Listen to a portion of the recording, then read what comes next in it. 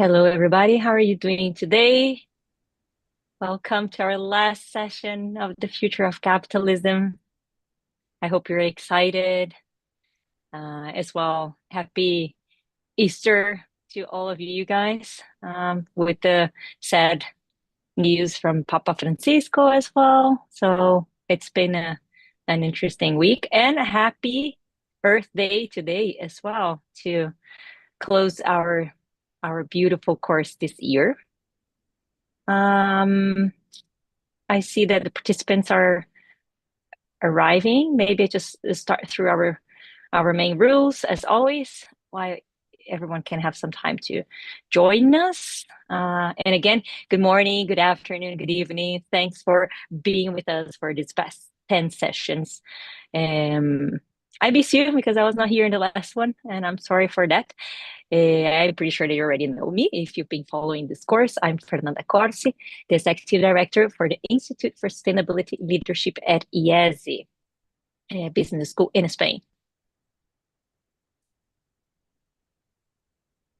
Yeah, some house rules that you guys already know, but maybe if we have someone else that is just joining us for the first time, please make sure you name yourself, as you can see on the screen, your affiliated school, and then your first and second name. This really helps us to track your assistance. So thank you for helping us with that. And please keep your microphones on mute, but please keep your cameras on so we can see your faces, and this can contribute to a much nicer conversation. Last session, which I was not here, and I'm also following the recordings right now. We had the speaker Christian Heller, which was the CEO and Value Balancing Alliance, Vice President of BASF, and the co-chair of Sustainable Finance Committee to the federal government of Germany, is speaking with John Elkington, the founder and chief pollinator of Bolens, and also the proponent of the famous triple bottom line that we know, and now the author of The Tickling Sharks is his most recent book.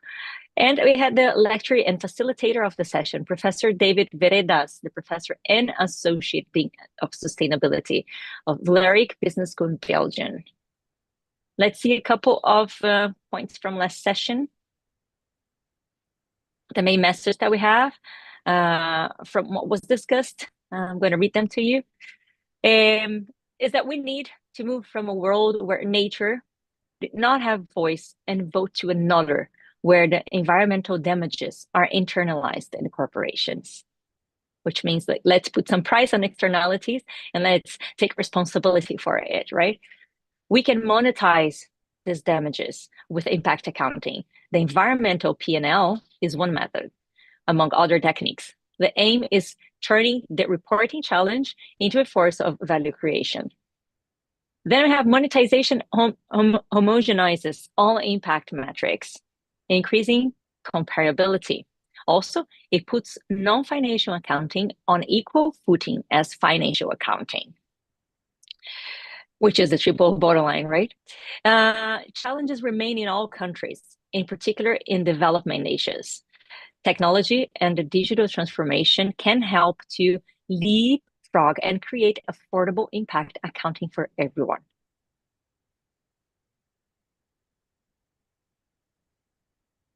So let's review a little bit our journey so far over the past 3 months already, and this is our last session. It started with a very impactful session where Kate told us a little bit about the new business model that she's been trying to design, the new way of designing the economy, no? And we're asking ourselves, where are we going? What are the challenges facing business enterprises and leaders at this critical time of change in capitalism? So really to set the stage for the discussions that we're going to have later on. And then we have our dear Professor Tomo talking about what is a company, really, if we reflect about it, right? And what is a manager? Revisiting and going beyond the agent's theory.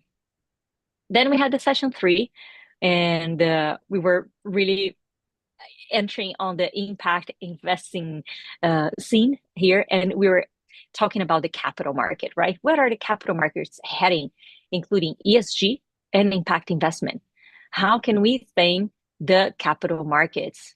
And I had a brilliant conversation as well with these two ladies that brought us so much impact, so much information and insight in terms of how we are moving on ESG impacting criteria. Session 4, examining the relationship between companies and society. And we talked specifically about human rights issues, really focus on the Bangladesh reality in the fashion, especially in the fashion industry, which was amazing having Kalpana talking and sharing some insights with all of us as well, bringing us a little bit more to the reality of all the labor conditions of her country, and not only or not just a focus on her country, but to give us a little bit more awareness about it. Session 5, we're exploring the purpose-driven management and new corporation models, such as B Corporation, the French legal framework known as Société à Mission. Next, Ninji. Well, we have incredible Colin Meyer as well and other friends discussing about it. Session 6, we had the reflection about the relationship between companies and the planet. So we talked about the Greenpeace, and we had a very insightful session as well. That was demonstrated to us really the role of institutions, organizations such as Greenpeace, and what is their work actually doing, how they are helping us to push some of the agendas and the policies that we expect to see moving forward. Session 7, what are employees for a corporation? No, have you ever thought about it? And considering the relationship with employees, which was fantastic as well, having examples from IKEA, especially. And session 8, we had the philosophy and business practice for a new era. And we had this great case of Patagonia, a great conversation with Vincent, really bringing us a little bit this emotional side of the journey that Patagonia went through, which was fantastic. Session 9, redefining the corporate value creation. Again, another great example of a company such as Natura from my country, from Brazil, which I was very inspired to hear from the CEO. It was fantastic. Thank you very much as well for sharing with us, with Professor Pavan as well. Session 10, we were exploring the trends in disclosure standards and impact-weighted accounting. And we're very excited for this session 11 that is taking place today. And here I introduce you Professor Lawrence Loh, who is going to be the person leading this conversation today, this discussion. A very quick, brief introduction about Professor Lawrence Loh. Professor is the director of the Center for Governance and Sustainability at National University of Singapore, where he's a professor in practice of strategy and policy.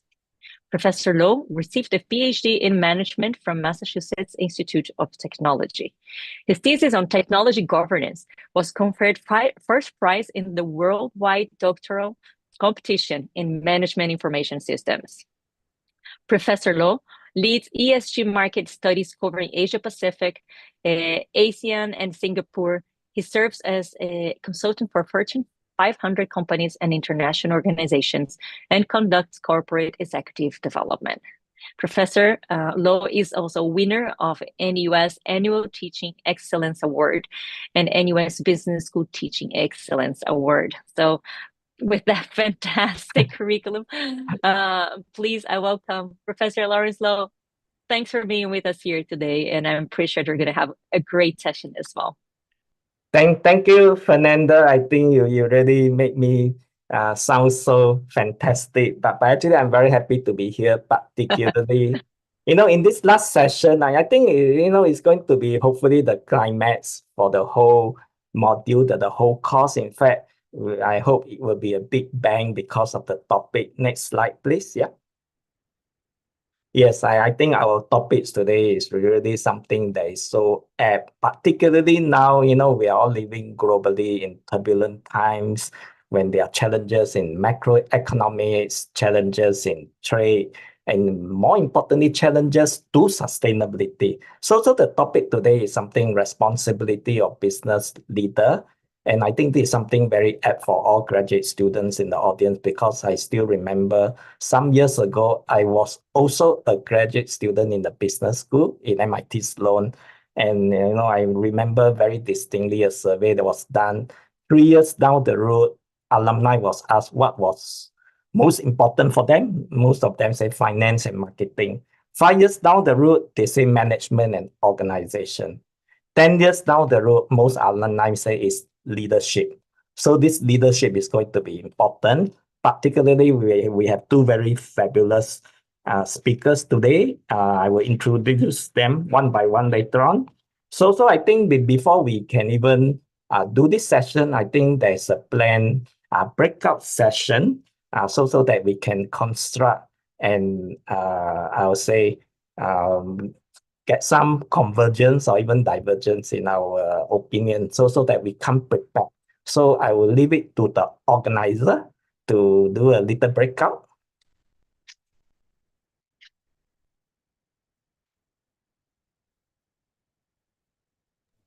So good evening, everyone.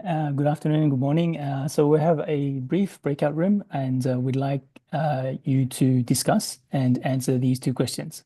What do you think and feel after taking the last 10 sessions? And what is required of business leaders? So we'll give you 7 minutes. Is that correct, Professor Law?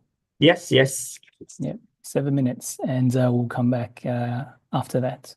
Thank you, everyone.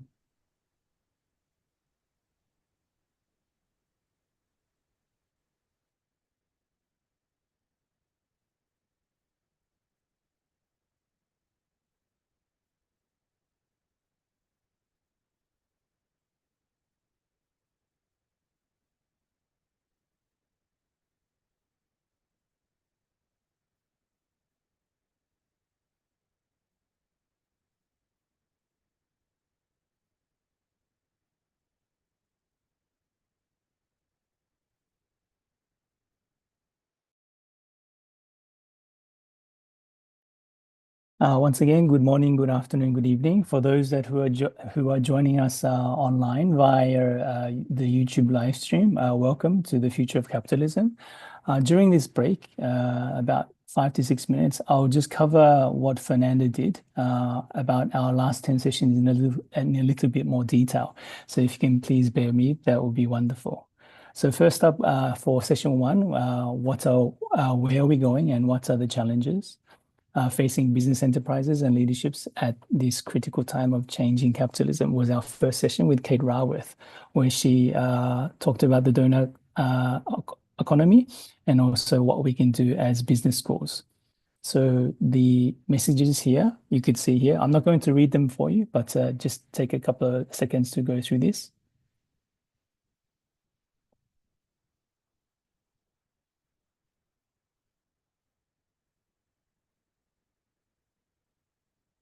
So moving forward in session two, what is a company and what is a manager? Revisiting and going beyond the agency theory. This was presented by Professor Tomonoda, President and Chair of Shizenkan University. And these are the main messages from that session. Of course, agency theory has impacted business school education, of course, business over the last 50 or so years. But there is a change that needs to pivot from shareholder capitalism to stakeholder capitalism. And one possible alternative that was proposed was the theory put forward by Japanese economist Katsuhito Iwai. For session three, where are the capital markets heading and how can we tame the capital markets? We had the opportunity to speak to LOD, Chief Responsible Investment Officer from Amundi, and also Professor Rebecca Henderson from Harvard Business School. And the main messages from that session are here. So there has been a recent backlash against ESG's environmental protections, and in a sense, 2 steps forward, 1 step back approach. But of course, capital markets need to focus on the long term to make a bigger impact and also have address the problems caused by human impact on environmental degradation. Next up is session session 4, apologies, examining the relationship between companies and society, human rights issues. And we had the opportunity to speak to Kalpana Akhtar, the founder and executive director of Bangladesh Center for Worker Solidarity, where she talked about sweatshops in Bangladesh in particular, but also other regions around the world. And these are the messages that were from that session.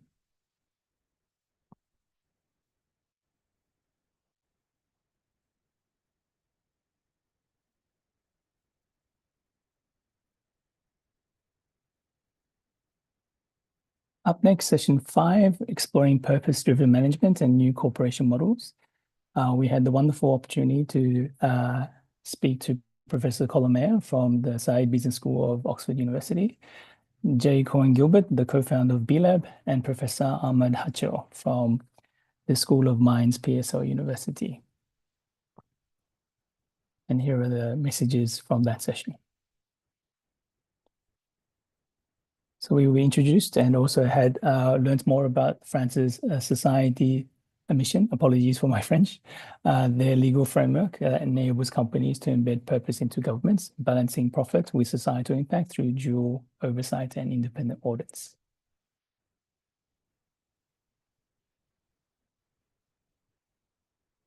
Up next, we were visited by two speakers from Greenpeace. So Ariba from Greenpeace UK and Marian from Greenpeace Southeast Asia, where we were reflecting on the relationship between companies and the planet.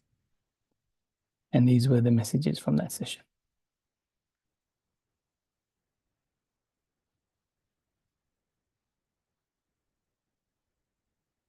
Up next, session 7. What are the employees for a corporation, considering the relationship between employees? We had the honor of speaking to Nitin from the chair of Hindustan Unilever, the former Chief Transformation Officer and People Officer of Unilever Limited, and also Susan, the CEO and CSO of IKEA India. And these are the messages from that session. I think one thing that stood out for me was the second point. So if you wish to manifest our dreams and aspirations, we need to practice the path of aware, care, and dare. Be the change we seek in the world.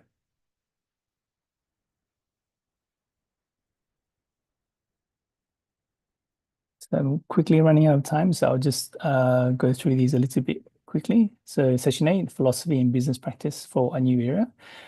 We had the wonderful opportunity to speak to Vincent Stanley, Director of Philosophy at Patagonia, and his messages from that session.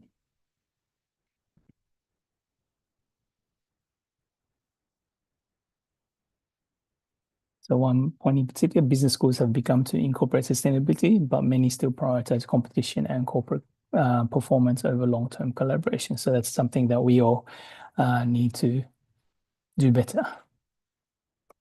Session 9, redefining corporate value creation. We spoke to Pavan Sakdev, author of Corporation 2020, and also the CEO of Natura & Co, Fabio Barbosa. And these are the messages from session 9.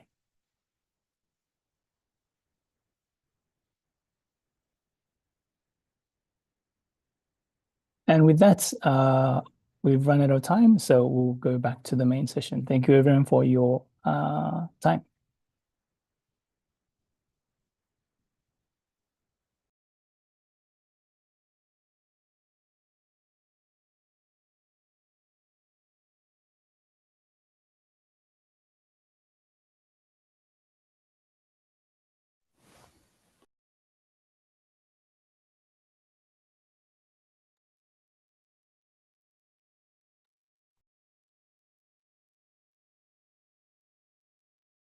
Hello, I hope everybody is back.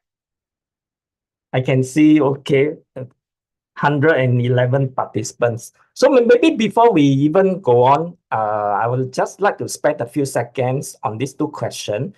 Maybe what we can do is to have one volunteer each to just say something what your group has discussed for these two questions. Just one volunteer for one question. So there'll be two volunteers. I think we have a full session, so at least there's some feedback. Any group, anyone wants to volunteer to say in 30 seconds, what did you or your group think and feel about taking the last 10 lessons? Okay, I can see Nelly's. Yes, thank you very much for being the first. Nelly's unmute. Okay, after that, okay, no more. Okay, okay, no more, no more. We don't have enough time. Yeah, Nelly's, you want to unmute and speak? And then after that, we have Dapo, and then we'll go on to the main session. Okay, you want to say something about what your group has said? Okay. We said they said every change every leader start to change. They just say no, and this is things it's wrong, and we should to change and make a chance for our for the future for the our children. Yes, change and need to change. Very, very Yeah, good. Nellis, and where are you from? from Yemen. Yemen. Yeah, okay, very good. Okay, thank you. Let's have Dapo and then we'll move on. For the rest of us, I will encourage all of you to share your insights from your breakout in the chat room. The chat room, you can type your ideas and everybody can respond and read your ideas. Okay, we have one more and then we move on to the two speakers. Napo, yes, introduce yourself. Yes. Oh, okay. Yeah, I'm Dapo. I'm based in Calgary, Canada. I'm from Royal Roads University. Okay. So anyway, for our group, I think the things I took away from what we all said, number one, yes, the last 10 sessions have been mind-opening. It's caused a shift in how we think and approach things, for sure. And as leaders, no, I think we are, I particularly, I think I said, we are facilitators. We are going to lead the way in making informed choices. The decisions we'll make will be, the things that will influence others to do the right things. And it's also going to be a continual tension. We make decisions today, but we're always going to struggle to ensure that we stick to the commitment we make to leave this world a better place. Yeah. Okay. Thank you.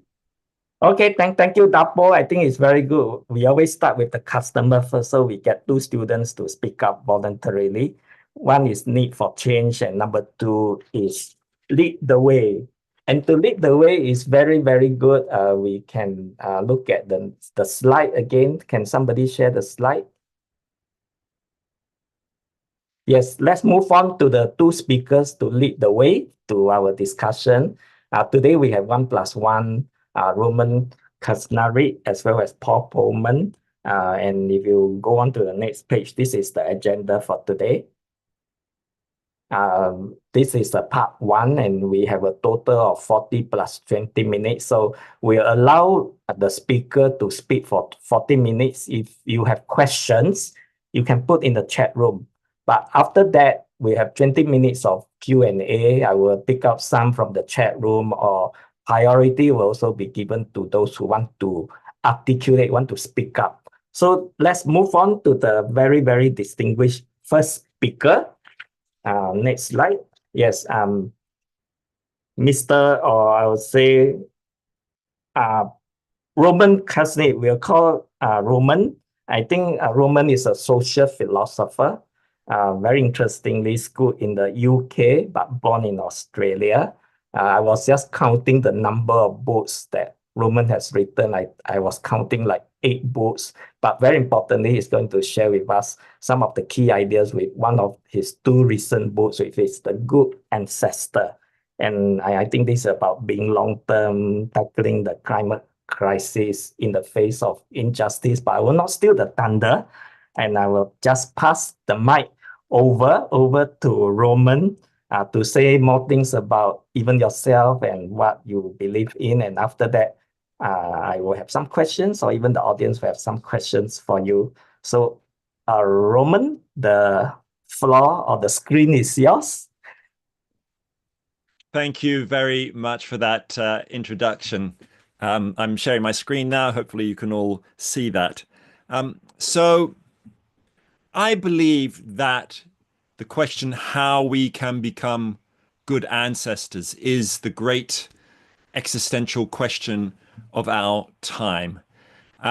It's all about being a long-term thinker. It's about how we will be remembered by the generations to come. And I think this long-term thinking is a fundamental business skill or a leadership skill, partly because it's fundamental for helping us navigate the turbulence of our times, enabling adaptability and resilience, but it's also about responsibility, as you heard in the introduction to this session. You know, this is about the responsibilities that we have to the generations to come and the planet that they live on. So what I'd love to do is to introduce you to 6 different ways we can become a good ancestor based on this book Professor Lowe just mentioned, The Good Ancestor, How to Think Long-Term in a Short-Term World, a kind of cognitive set of tools for long-term thinking. But before we get there, let's try and assess where we are at the moment. And I'd just like to introduce you to my children.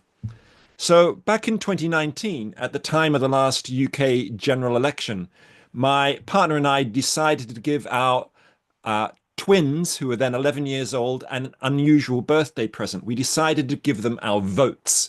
So we all sat around the kitchen table and we discussed the party manifestos and the policies, and they then told us where to put the X on the ballot sheet. And in case you're wondering, one voted how we would vote and one didn't. Now, why did we do this? It was a kind of a symbolic act, really, a recognition that our systems, our institutions, political and economic, tend not to give a voice to young people or the unborn generations of the future. And I think really it's emblematic of the way that we live in an age of the tyranny of the now. We know that our politicians can barely see beyond the next election in most countries, or they can't see beyond the next opinion poll. Businesses can't see beyond the quarterly report. That markets spike and crash in speculative bubbles. Nations sit around international conference tables focused on their near-term interests while the planet burns and species disappear. And of course, as individuals, we're looking at our phones and clicking the buy now button. We're suffering from a chronic short-termism, and it's clear that we need more long-term thinking to deal with multiple challenges on the horizon, to plan for the next pandemic that might be coming our way, to deal with racial injustice and inequalities which get passed on from generation to generation, to deal with technological risks, long-term impacts of AI and genetic engineering, and of course to deal with the global ecological crisis, which is right here, right now in wildfires and floods and droughts. But as this diagram from the IPCC 2023 report shows, that these problems, the slow violence of the ecological crisis of climate change and biodiversity loss and so on, is just going to get worse and worse year on year, you know. And if you are born around today or in 2020, as the image shows, that you will be facing when you're older, much more volatile, a much more hotter world, a much more dangerous world. In fact, never before in human history have our actions had such potentially damaging consequences for the generations to come. And this is where our responsibility really starts to kick in. And the way I think about this is that I believe that humankind, particularly those of us living in the wealthy countries of the global north, we have colonized the future. We treat the future like a distant colonial outpost where we can freely dump ecological degradation and technological risks as if there was nobody there. And of course, the future is full of future generations, but it's quite hard to envisage them. And this diagram, the scale of unborn generations, is an attempt to do that. There in the small green circle are the 8 billion of us alive today. Go back 50,000 years, let's get very long term here. Around 100 billion people have been born and died. But if we project forward 50,000 years, assuming current birth rates level off and stabilize this century, nearly 7 trillion people will be born. So they're in that big orange circle are your children and grandchildren, if you have them, and their grandchildren, and the friends and communities on whom they will depend. And the kind of tragedy of our situation is that those future generations don't have a vote, don't have a say in our economies. They can't block an Alabama bridge like a civil rights activist. They can't go on a salt march to defy their colonial oppressors like Mahatma Gandhi. They have no voice, no vote, no rights. What can we do about that? Well, someone who really thought about this issue was the great immunologist Jonas Salk, who in the 1950s was famous for developing the first polio vaccine. But in later life, he said, the great question facing our civilization is this: are we being good ancestors? In other words, how are we going to be remembered by the generations to come? And he believed that if we were going to be remembered well and deal with problems like ecological crises or threats from nuclear weapons, was something he was worried about, then we would need to extend our time horizons. And instead of thinking on a scale of seconds, minutes, and hours, we should be thinking also on a scale of decades, centuries, and even beyond that. And you might be thinking, well, human beings are not very good at that. But actually, we have a reasonable track record at long-term thinking. Just for example, think of Wangari Maathai, the founder in Kenya of the Green Belt movement in 1977. And over more than 40 years, this movement has planted millions, tens of millions of trees to restore Kenya's ecology, trained over 30,000 women in agroforestry skills, very much good ancestry in action. Or think of the Svalbard Global Seed Vault, collecting millions of seeds in an indestructible rock bunker in the Arctic Circle that's designed to last for 1,000 years. It's kind of a botanical Noah's Ark. But there's a real question: how do we embed this kind of long-term thinking much more broadly in business, in politics, in culture? Well, this brings me to a model that I develop in my book, The Good Ancestor, which I think of as the tug of war for time. On the one side, we've got 6 drivers of short-term thinking: the tyranny of the clock, digital distraction, things like that. I'm not going to go into those in detail now. I want to focus on the opposing 6 ways to think long term and introduce you to this cognitive mental toolkit for long-term thinking in a slightly different order than you'll see there.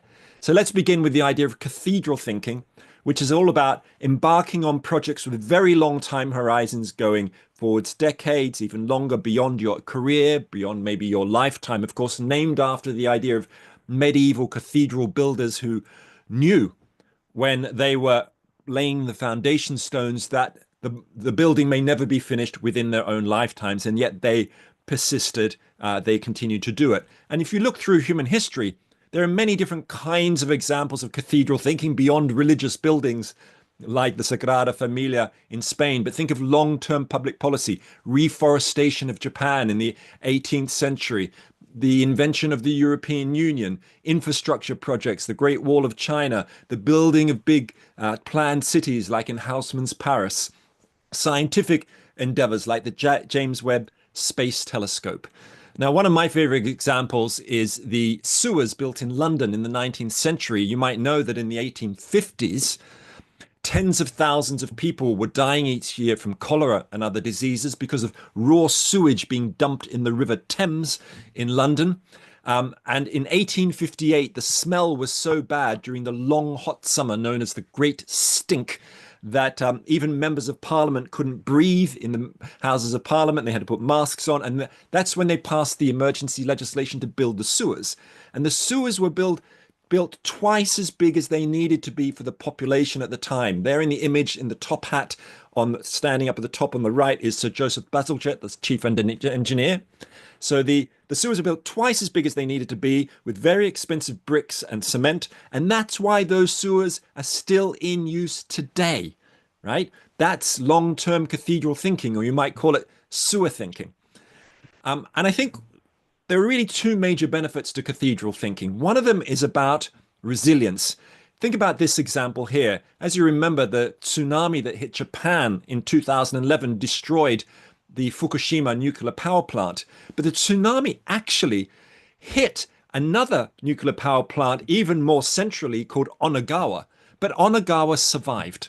Why? Because the chief engineer recognized that there could be a danger of a tsunami coming, because he knew when he was a child, he had visited a shrine 7 kilometers inland, which he knew had been destroyed by a tsunami in the 9th century. So he insisted, when the Onagawa facility was built, that it was built beyond what the regulations required, that it had a wall 15 meters high put in front of it instead of 12 meters. And the whole thing was put 15 meters above sea level. And that's why Onagawa survived. People even sheltered there during the tsunami. So this was kind of an example of cathedral thinking resilience. But cathedral thinking is also about adaptability. think about the Danish oil and natural gas company, which used to be called Dong. In about 2008, the CEO of Dong decided to embark on what he called the 85-15 plan to switch from being 85% fossil fuel production, oil and gas, and 15% renewable, to switch that around so they become 85% renewable, 15% fossil fuel production. They thought it would take them 30 years, a big cathedral thinking project. They actually completed it, that transition, in 10 years. And in 2017, they changed their name from Dong to Ørsted. Ørsted, as you probably know, now controls around 30% of the world offshore wind power market. And one of the reasons I love this example, if you look into it more closely, is that this was a very difficult transition. They had all sorts of arguments within the company. It was very messy, very kind of realistic, but they managed to do it. So I think cathedral thinking is a very important part of good ancestry, but let's remember that cathedral thinking isn't always good for us. It can be captured by narrow, self-serving interests. A former head of Goldman Sachs, Gus Levy, once said, "We're greedy, but long-term greedy, not short-term greedy."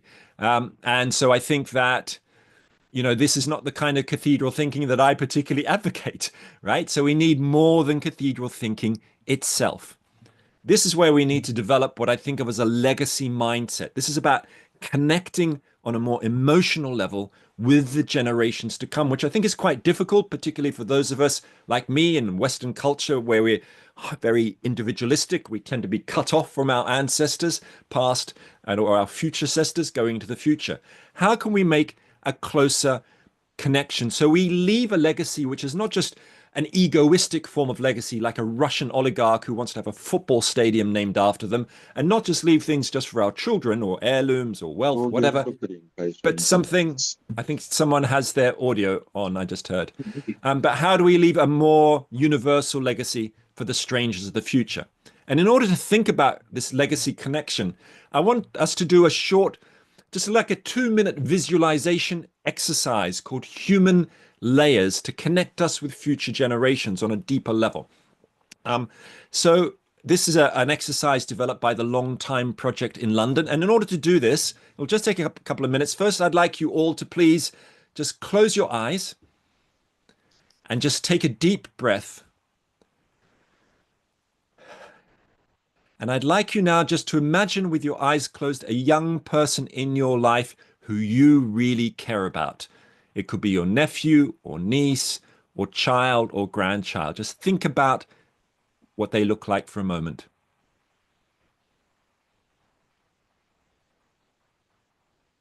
And now, with your eyes still closed, I'd like you to imagine that young person 30 years in the future, 30 years from today. Again, picture their face 30 years older and think for a moment about the joys in their life and the struggles they might be facing.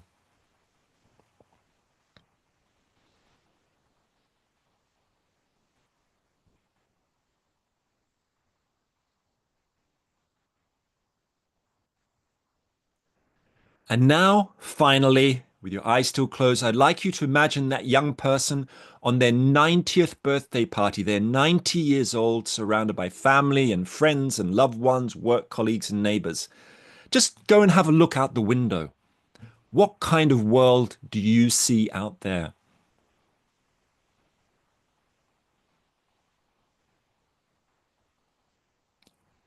Now come back in and you notice this 90-year-old stands up and is about to give a birthday speech when suddenly they see the photograph of you, their dead departed ancestor, over on the wall, and they decide to tell the gathered room about something that you did to be a good ancestor, a positive legacy that you left to their generation. Think for a moment now about what they said about you.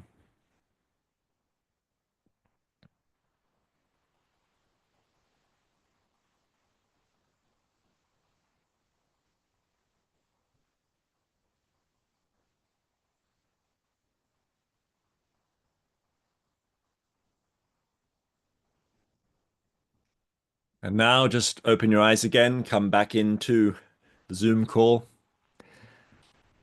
So that kind of journey can take some people to a utopian future, some to a dystopian one. But I think a question worth thinking about as you reflect on this afterwards, after you leave this session, is what did this imaginative journey make you think, and how did it make you feel?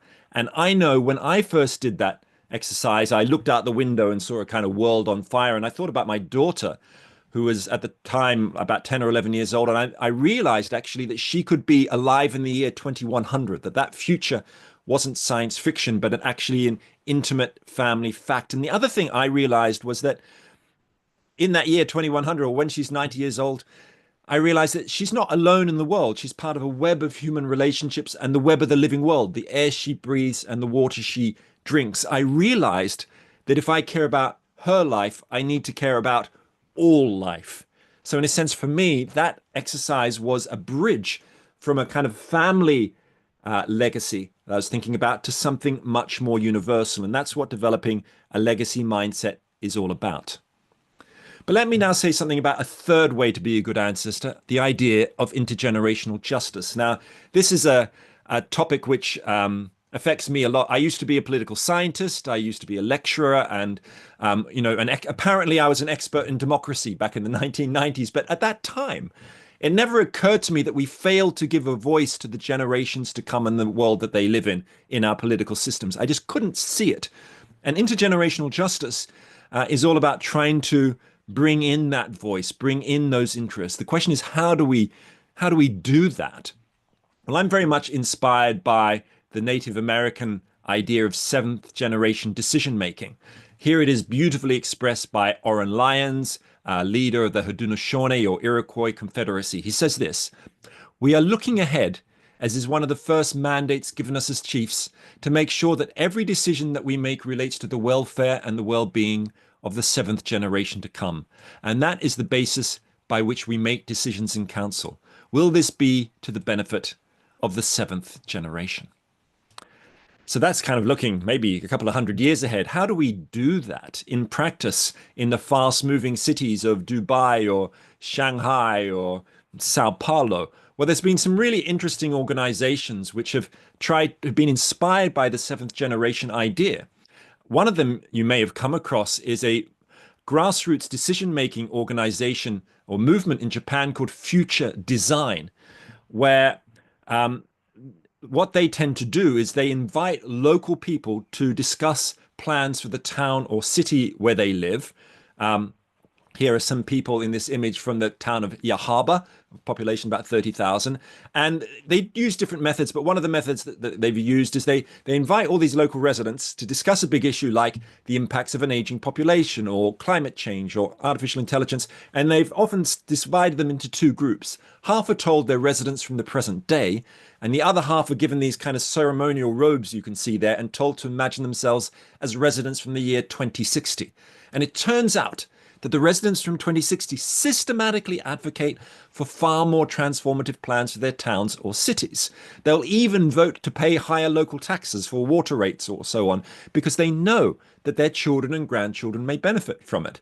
And this methodology of future design has now spread to big companies. I know it's been used in Fujitsu, it's been used in Japan's Ministry of Finance, it's spread to other countries as well. And it's directly inspired by the Native American idea of seventh generation decision making.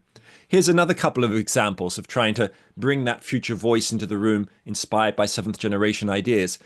I was recently received an email from the chief of staff of the mayor of Quebec in Canada, who told me that in over 70 municipalities and towns and regions in the Canadian state of Quebec, province of Quebec, what they put in the room is a future generations chair that's left empty, designed by local school kids. And it's there to remind the local councillors to take into consideration the voice of future generations. Equally, another example which you may have come across in some of the previous weeks on this course is the pharmaceutical company Faith in Nature, which now legally has given nature a seat on the board. And they have a legal obligation not just to make money, but to care for the living world. You can even go to their website and download everything you need to put nature on the board of your company, because it can be quite complex. But this is trying to, I guess it links to the triple bottom line accounting and other things that you've been already looking at. But this is an embodiment, I think, of intergenerational justice. Let me say something now about deep time humility. What do I mean by this? This is about recognizing that humankind is just an eye blink in the cosmic story, our own lives even more so, just an iBit in the cosmic story. And I think it's very difficult to grasp the extent to which our own lives are very sort of momentary. Here's a lovely quote, which I think tries to do that rather well. It's from Dave Brower from the late 1960s, founder of Friends of the Earth and the Sierra Club. He says this, it's a kind of a metaphor. He says, compare the 6 days of the book of Genesis in the Bible to the 4 billion years of geological time. All day Monday until Tuesday noon, creation was getting the earth going. Life began on Tuesday noon, and the beautiful organic wholeness developed over the next 4 days. At 4 p.m. Saturday, the big reptiles. 5 hours later, when the redwoods appeared, there were no more big reptiles. At 3 minutes before midnight, man appeared. 1/4 of a second before midnight, Christ arrived. At 1/40th of a second before midnight, the Industrial Revolution began. We are surrounded by people who think that what we've been doing for 1/40th of a second can go on indefinitely. They are considered normal, but they are stark raving mad. Isn't that a great quote?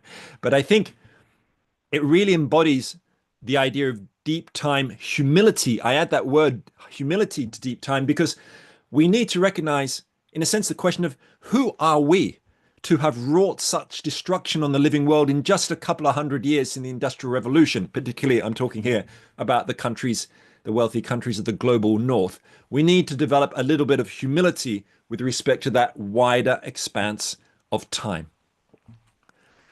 A fifth way to be a good ancestor is what I think of as holistic forecasting. So, of course, we need to be trying to predict the future. It's very, very difficult. This is an ancient art. It goes back at least to ancient Egyptian priests who were trying to predict the size of the Nile flood so that they could plant the crops and harvest at the right times. Of course, modern forecasting really goes back to the 1960s and 1970s, the rise of scenario planning at companies like Shell, predicting oil prices and things like that. But in a way, scenario planning and a lot of forecasting became very, very narrow, became limited to just thinking about market shares and business and very short time horizons, 3 years, 5 years, maybe 10 years. When I'm talking about holistic forecasting, I'm thinking of the rise and fall of whole civilizations, thinking decades and centuries ahead.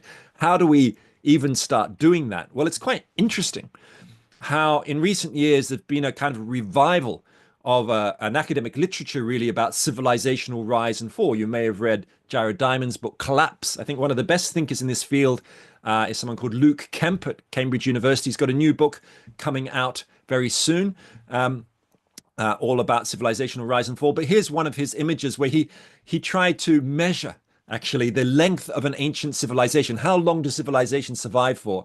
And as he found by looking at ancient Egypt, the Phoenicians, the Roman Empire, the classical Greeks, the average civilization, he argued, lasts about 336 years. Now, it may or may not be exactly that, but the point here is to recognize that all civilizations rise and flower and then decline. And that goes for our civilization as well. We need to think about what are the general contours, what stage are we at?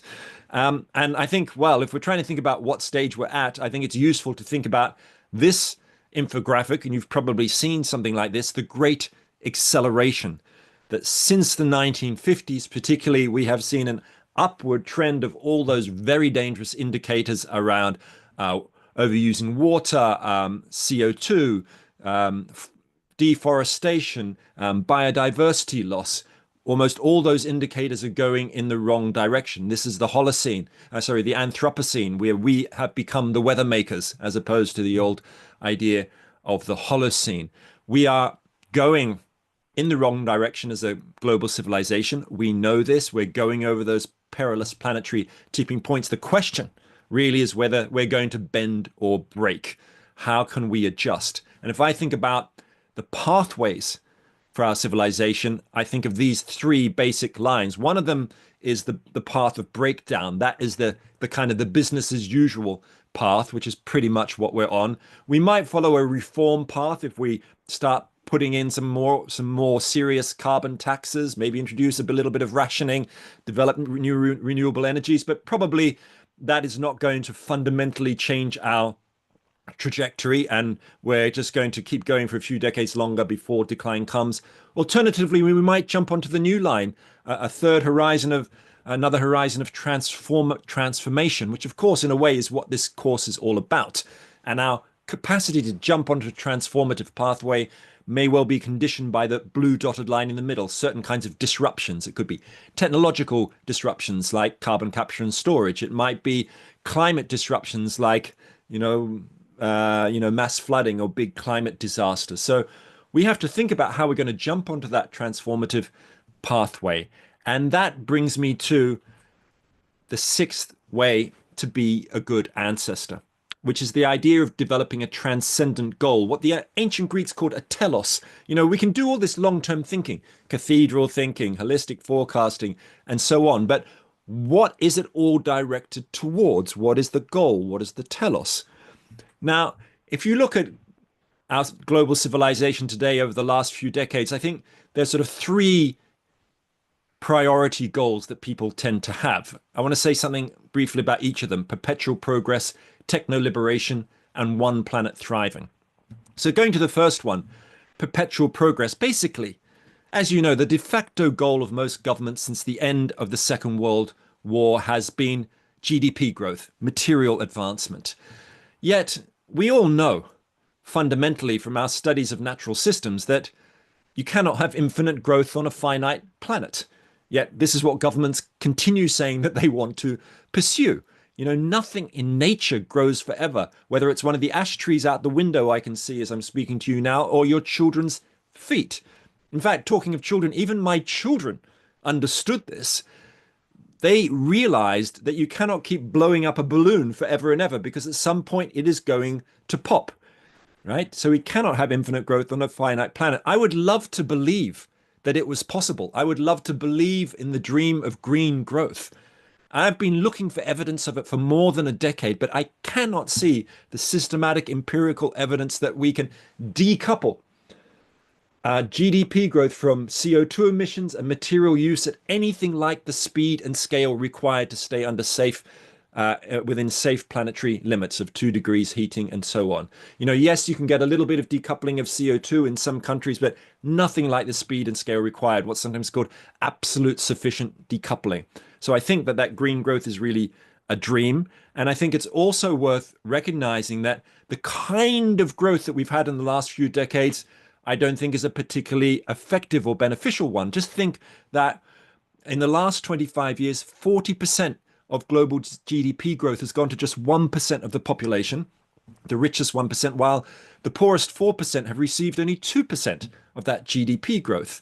Or think of the way that GDP growth continues to send us over those planetary tipping points of CO2 emissions and biodiversity loss and ocean acidification and all those things, and also the way that our growth imperative is fueling a dangerous tech races, particularly around AI, where companies are just trying to put as fast as they can new AI technologies onto the market without very much safety regulation, driven by the next quarterly report, driven by shareholder value and wanting to maximize it. So I think it's important that we shift towards post-growth regenerative economies.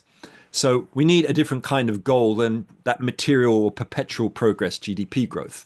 Now, one of the other options you'll hear someone like Elon Musk talking about is saying, well, our great goal as a species should be to people other worlds. Let's go to Mars. Or as Musk famously said, I want to die on Mars, but not on impact.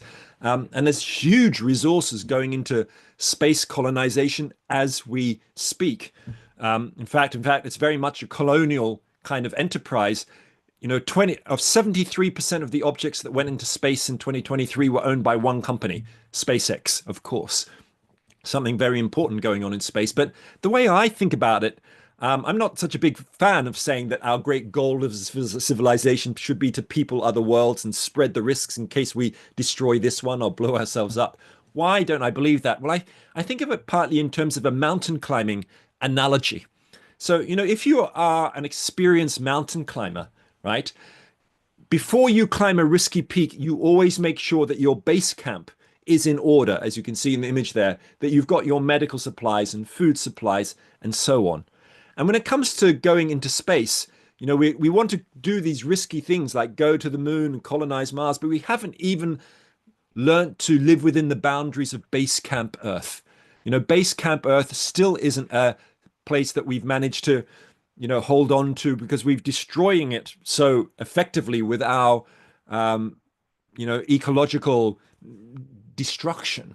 So we haven't learned to live within the boundaries of space camp Earth. And if you think about it, anyone who studies and looks at, for example, the idea of colonizing somewhere like Mars will know that any colony on Mars is going to be dependent on Earth for decades and even longer for people, for resources, for technology. So it makes sense that we must prioritize looking after the oasis Earth, the one planet we know that we've evolved on that sustains life. In fact, there's nowhere on Mars which is as comfortable to live as even the top of Mount Everest at the bottom of Antarctica, and it's got all that dangerous radiation. So I think let's park that idea of the techno liberation of going to Mars as a goal. So that if that's not a good goal and constant economic growth isn't a good goal, what should it be? Well, the goal I think should be one planet thriving. So that's enabling current and future generations to survive and thrive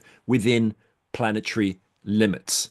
And I think a really good embodiment of this idea is from the brilliant biomimicry designer Janine Benyus. You may or may not be familiar with her work. Benyus is, if you watch her TED talk on biomimicry, is absolutely fantastic. She's all about saying what we need to do is learn from nature's 3.8 billion years of research and development. And this is what she says when she's thinking about long-term thinking of future generations. Let me just read out this quote from a video of hers. She says this: "The answers we seek, the secrets to a sustainable world are literally all around us. In the natural world, the definition of success is the continuity of life. You keep yourself alive and you keep your offspring alive. But it's not the offspring in this generation. Success is keeping your offspring alive for 10,000 generations or more. That presents a conundrum because you're not going to be there to take care of your offspring 10,000 generations from now. So what organisms have learned to do is to take care of the place that's going to take care of their offspring. Life has learned to create conditions conducive to life. That's really the magic heart of it. And that's also the design brief for us right now. And I think that's really a very fundamental message that if you think about what human beings has done as a species, well, we've done the opposite of this. We haven't been taking care of the place that takes care of our offspring. We have been fouling the nest, destroying the nest with our ecological damage and degradation and consumer waste and ecological blindness. We need to, in a way, fall in love with rivers and ice sheets and mountains and savannas. In this sense, long-term thinking is as much not just about time, it's about place. It's about caring about place. So this is what one planet thriving is all about. This is really about the basics of ecological economics. I never studied that. When I studied economics, I studied, environmental economics and so on, but not the fundamental idea that the demand and supply diagram or your circular economy diagram should have a big circle around it, which is the biosphere, right? That's the fundamental insight of people like Herman Daly and other ecological economists. I've had to learn this myself over the last 30 years because I was never taught it, unfortunately, at Oxford University in the 1980s. Someone's put on their mic again. So the question then is, how do we embody the idea of one planet thriving in kind of the economic models that you will need for your work and your careers? Well, you know the model I'm about to show you because you saw it at the beginning of this course, which is the donut of social and planetary boundaries. I imagine it's been in your mind. You probably know about it. You've been thinking about it. This, to me, embodies that idea of taking care of the place that will take care of our offspring, one planet thriving. It's about bringing people above those basic social foundations and bringing ourselves back into within the light green space, not going over the ecological ceilings. This is a place of not so much of growth, but a place of balance and thriving, as Kate Rayworth no doubt told you in the first week of this course. So that is my brief overview of 6 different ways to think long term.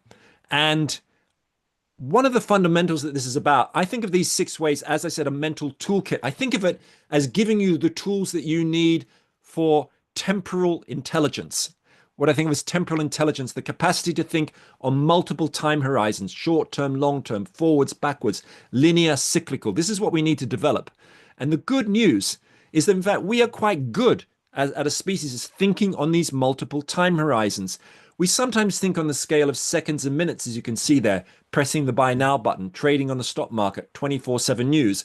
But we have a capacity to think on these other time horizons. We sometimes think on a scale of months, years, or decades, or even longer, whether it's planning for a college degree or thinking about your engagement in social struggles or a country building flood defenses or even planting a tree. We are experts at the temporal pirouette. We are very good at dancing across multiple time horizons, but in fact, we could get a lot better at this. And I think one of the things you might leave this session with is to think about these different time horizons and ask yourself the 2 questions you can see on the screen there. What activities in your personal life happen on these different time horizons? And you might map those out after this session over a cup of coffee or whatever. And also think what in your organization or field of work or the career that you might be going into happens on these different time scales as well. And then ask yourself, well, what kind of patterns do you see? How might you extend this out even further? So let me just finish now by saying that I believe that being a good ancestor is an important guide for us as individuals, as organizations, in companies, governments. You know, I gave a talk to the Dutch Senate recently, part of people, political parties from across the spectrum. And I was talking to them about how they ought to have a new public position called a Future Generations Commissioner, like they have in Wales. And I said, look, whatever political party you're from, I'm sure you all agree that we should be good ancestors. And, you know, in fact, people do agree from different backgrounds across political spectrums. They might have different ideas of how we become good ancestors, but that idea of extending our responsibility towards the future, and extending our responsibility to the future generations and to the world that they will inhabit, I believe is a vital task for us today. I believe that if we can keep those 6 ways to think long term in mind, put them into practice, put the donut on the table when you're having your next meeting, think about cathedral thinking, imagine your legacy, all those forms of thinking long term, we may well become the good ancestors that future generations deserve. And with that, I would like to stop and really look forward to hearing your questions. Thank you, Roman. Let me give you a round of applause with some real sound. And you know, I have to really manage the time horizons now. Unfortunately, we only have minutes and seconds on issues that are centuries and millenniums in length. So I think it's very interesting what Roman has said. We need to go long. We cannot sell short. And in fact, you know, you say we need to have, you know, to be good ancestor. You know, the interesting idea is we also need to have descendants. If there are no descendants, we cannot be ancestors. And I really like your big orange circle. We have trillions of people down the line that we need to make sure that they are our descendants so that we can be rightly called ancestors to them. So I think there are some questions that Roman put up. Can the organizer put up the screen? I think these are some issues that perhaps we get some response from the audience, or if there are some burning questions for Roman, I see a lot in the chat room. But I think Sebastian has the hand. So Sebastian, you can unmute or even video yourself if it's convenient. Yes, Sebastian, we can see you. Yes, where are you? Yes. Hi, Roman. So I'm maybe not in the most sustainable place right now. It's New York City. For study reasons. So there was one comment in the chat as well on politics, or politicians need to change their minds. And Roman, what do you think? I mean, we are quite sure what to do, but the how is the question. So the how and the who. I would state the hypothesis that it's hard for politicians. I am a politician myself. to set those boundaries, because for climate actions, you need global actions and not local actions. And there is no global policy besides the Paris Treaty, but there is no global binding policy, I would say. So you have many companies in the world that are global and that have the responsibility. But of course, they are focused on GDP growth or on their own growth. So how do you think can we achieve this? I think this is the most important question. You probably cannot answer that, but maybe you have an idea what you would suggest policy settings and companies to come together and to decide. Thank you. Thanks very much for that question, Sebastian. So let me just say something first about the political bit and the bit about the global cooperation bit. I think on the political level, yeah, of course, as you will know from your own experience, it's incredibly hard as a politician to take the long view on multiple issues that require long-term vision, whether it's climate or other things. I think what's really interesting in the last 20 years or so is the number of new, let's say, democratic design mechanisms that have been that different countries have experimented with, which are all about really taking a longer view. So one of them I just mentioned at the end there, which was in Wales, that they have a Future Generations Commissioner, which is a non-party political position. And the job of the Future Generations Commission in Wales, and this comes out of a piece of legislation for the Wellbeing for Future Generations Act of 2015. And the Future Generations Commissioner has the right to look at the impact of public policy in all areas, transport, education, healthcare, and so on up to about 30 years ahead. Now, the problem is the Future Generations Commissioner doesn't have a lot of power. They really have a kind of a soft power. So you need a skillful politician or public official to use them well. Luckily, they've had good politicians there or good public officials do it. And the idea of the commissioner kind of model is one that's spread to other countries. I mean, in fact, at the UN level, in the last Summit for the Future in New York, where you were back in September, there was basically an agreement that there would be a UN special envoy for future generations. Now, they're going to lack the budget they need and the power that they need. So these are just sort of beginnings. But, you know, in many countries, there are discussions about this. Gibraltar now has a Future Generations Commissioner. Of course, Finland has had a committee for the future, a parliamentary committee for the future. So that's one kind of model. The second model I think is really interesting is about citizens' assemblies.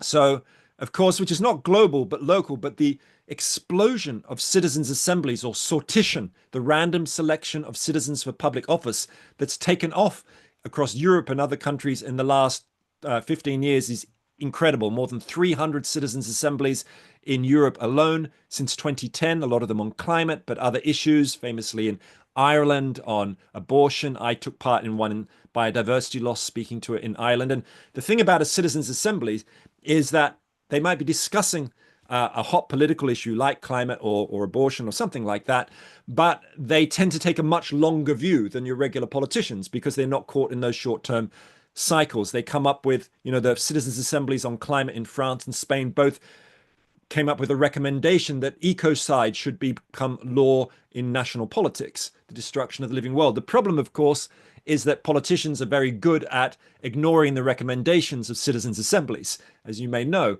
But this is changing. Go to Belgium, for example. East Belgium has a permanent citizens' assembly on the climate.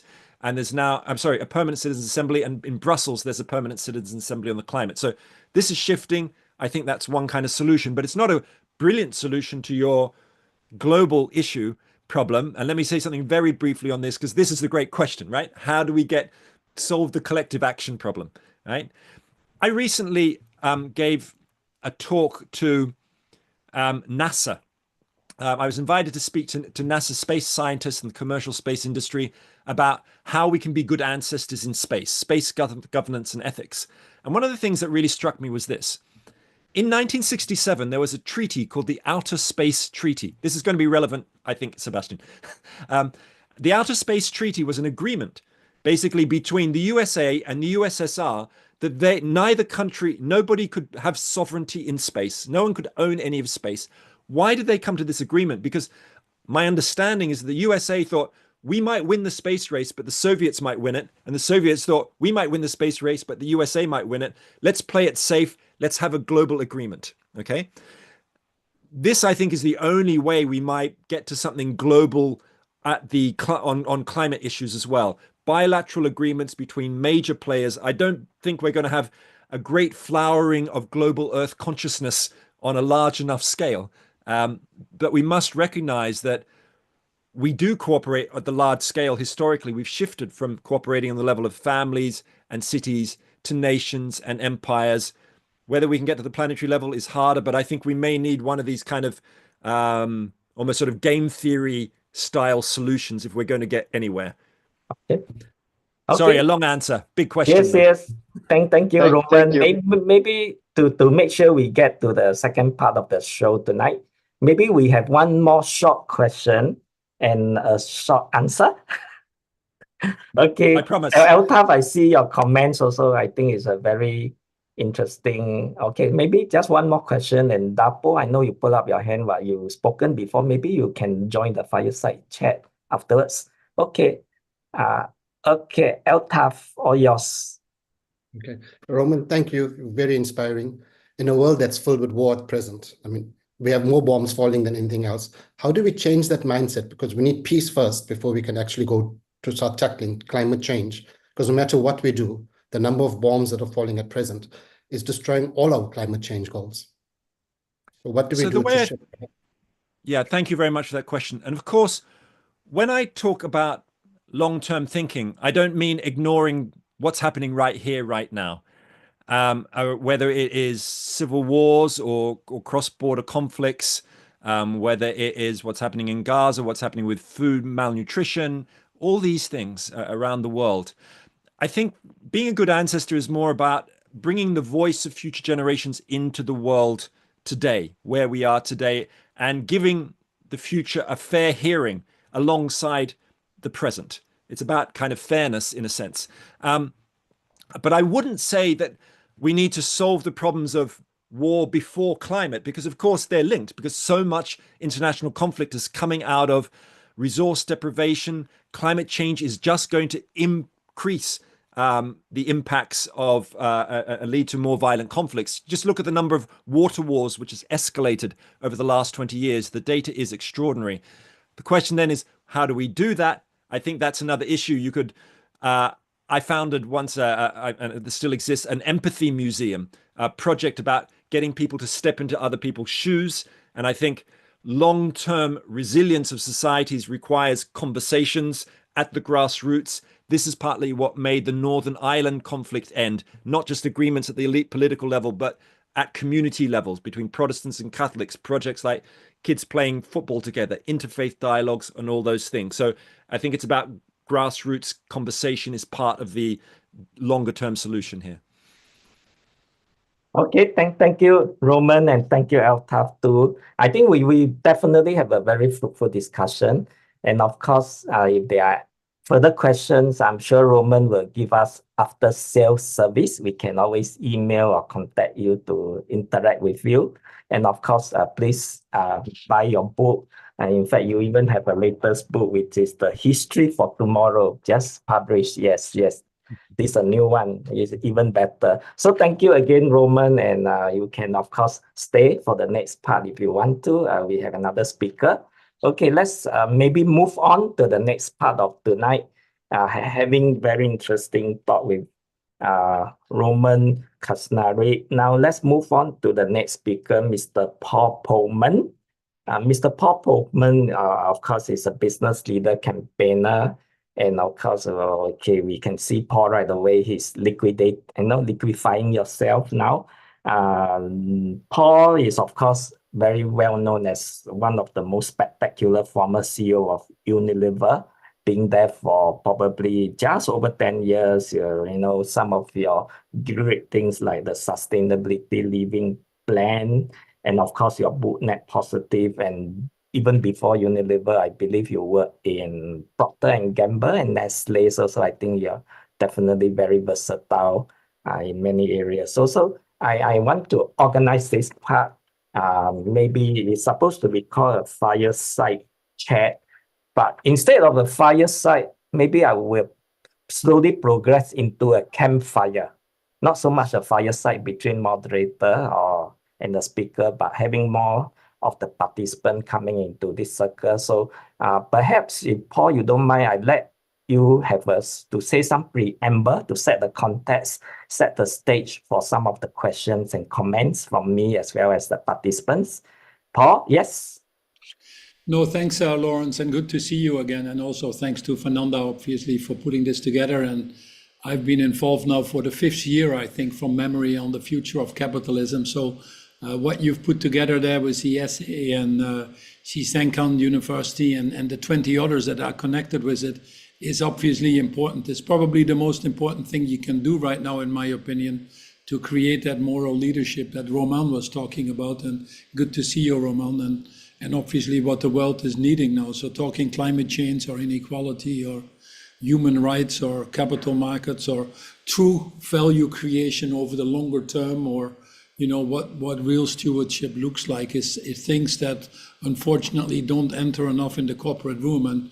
And this is a pity, because it's not just an academic topic. I think increasingly it's a moral imperative. So I certainly hope for you, who have been privileged enough to follow the course, that it has helped shape your consciousness, if I want to, or your ability to lead. Because, as I've said many times, we're short of leaders and trees right now, and both of them are badly needed in a broken system. As you rightfully have heard from Roman and before. I think his, Roman and his wife Kate are just both amazing people. And I worked more with Kate on donut economics and putting things in place there, which if you haven't read it yet, it's certainly worth reading. But I've always believed that business is there for the longer term. It's there to address societal problems, not to create them. So his good ancestry or leadership, not for the next quarter, but for the next generation and beyond, the 7 generations that we're all familiar with, is a very important thing. We try to talk that in the book Net Positive, where basically the idea of the book, the more I wrote it, was Andrew Winston, was really to build or create a mindset change. The more I thought about it in terms of if you look at business right now, and most businesses are in the CSR mode, or corporate social responsibility, it really deals with less bad. A little bit less plastics in the oceans, less carbon in the atmosphere, less deforestation in the value chain. But as Roman eloquently already explained, we've overshot these planetary boundaries well beyond belief. Last year, World Overshoot Day, which is the day that we use up more resources than the world can replenish, was August the 1st. I would argue that every day after that, we're actually stealing from future generations. So we're living well outside of our planetary boundaries. The 9 boundaries that the Stockholm Resilience Institute and Johan Rockström basically developed on the planetary health, 6 of them, and very soon 7, i.e. the oceans, I think are outside or well outside what we would call acceptable limits. So the idea of the book is not to have people be in a CSR mindset of being less bad, but to move them to what I call an RSC mindset, becoming a responsible social corporation, which basically means thinking regenerative, restorative, reparative in everything we do. We ask 2 very simple questions in the book. How can you profit from solving the world's problems, not creating them? And the follow-up question is the world better off, yes or no, because your company is in it? And I'm not so sure many can answer that in the affirmative. But if you start thinking regenerative or restorative, and you build your business models around that, I think you are well placed for the future. It's a big challenge that we have, where we need to redesign our economic systems, our global systems, our way of cooperating, the way we think. And I've said many times, it's not an issue of money. We have enough of that in this world. It's not an issue of technology. We basically need have the technology to attack 80 or 90% of the problems we have in the world today. In fact, in many cases, it's cheaper as well. So what we are missing is willpower. It's the leadership. This is a crisis of greed, of apathy, or selfishness, more so than any other challenge we faced in humanity. It's also why it's exciting, because attacking it is probably now one of the biggest business opportunities we have. We are at the point, or I think we've already passed the point, that not acting is cheaper than acting. It's in fact the opposite now. By not acting, we are incurring in most of the areas of the Sustainable Development Goals that you're familiar with, in which I had the fortune of help develop. We are actually already incurring costs that are higher because we don't do anything. The cost of climate change, $7 trillion estimated by the IMF. The cost of conflicts and wars, 10 to 12% of our GDP, 3 times the amount that we need for implementing the Sustainable Development Goals. Our unsustainable agricultural systems that cut down forests, keep smallholder farmers poor, people in poverty or going hungry to bed, stunting, obesity on the other side. The cost of that is $12 trillion. That's 2 times more than we need to implement all the Sustainable Development Goals. So we are at the point that the cost of not acting is higher than the cost of acting, which in my point makes it so attractive to do something about it.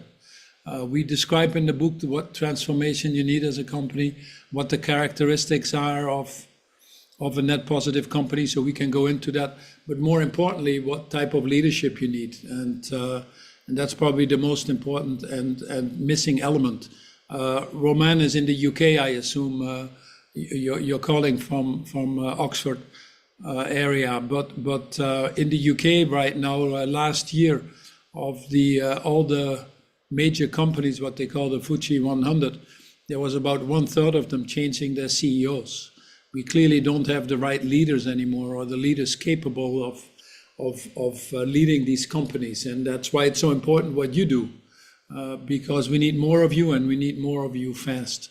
So the question you have is not anymore, what do I want to do in my career, but what will the world look like because I choose to lead is probably the more important question. And to finish where Roman ended is, are you deciding to be a good ancestor or not? And that is as much what we talk about in the book Net Positive by coincidence.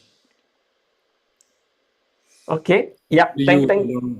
Thank you, Paul. Thank you, Paul. I think while the audience is constructing your thoughts, maybe let me ask perhaps to the first question. I think, Paul, your journey in sustainability, both personally and professionally, has been quite spectacular.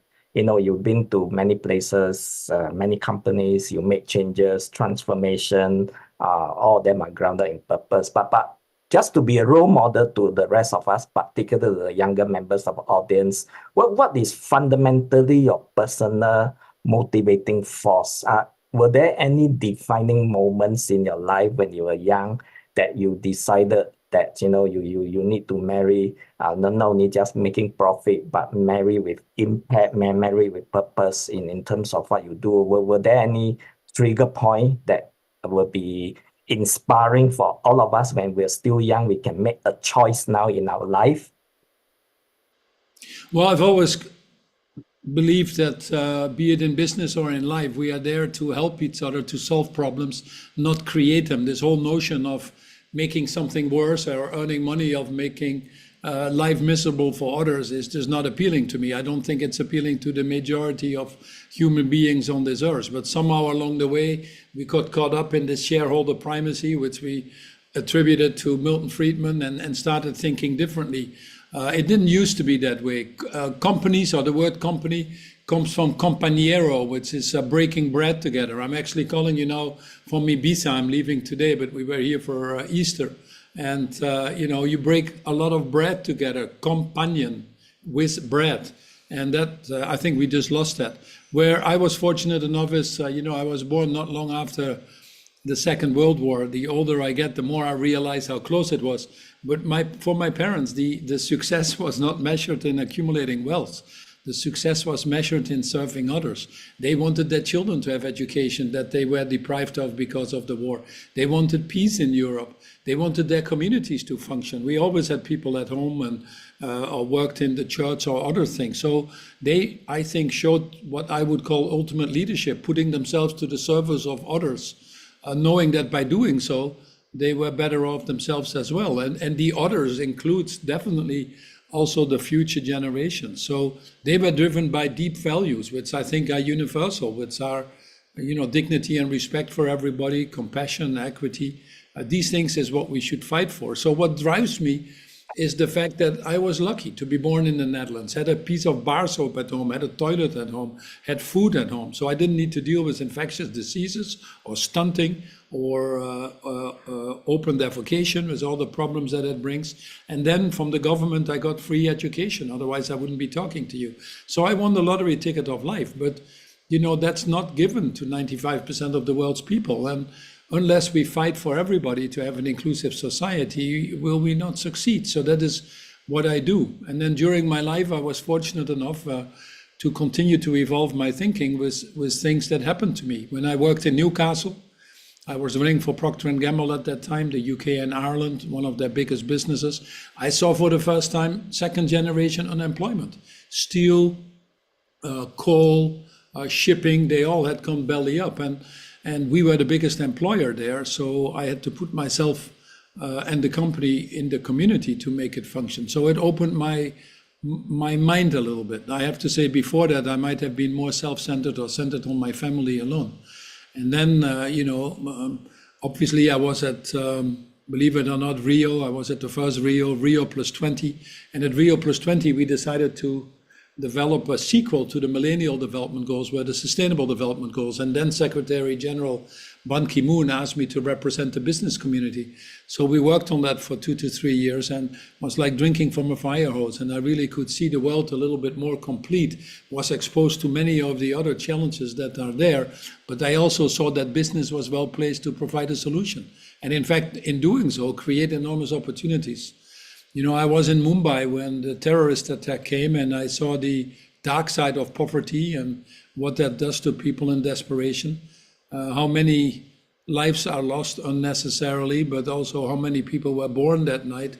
I saw the goodness of people when we came out of the hotel later and having survived, unlike many others, but being received as friends of the country. And so all these things, one of my big foundations works with the blind and deafblind people in Africa. We have about 25,000 in schools. And when I see what their aspirations are to become teachers, to become doctors, so they don't have to have others deal with the challenges that they deal with, it just puts you into the reality of life. And I think ultimately for us, the fortunate ones, it's our duty, it's our obligation to put ourselves to the service of others. So that's how I look at it. That's how I've lived my life. That's how I tried to run Unilever.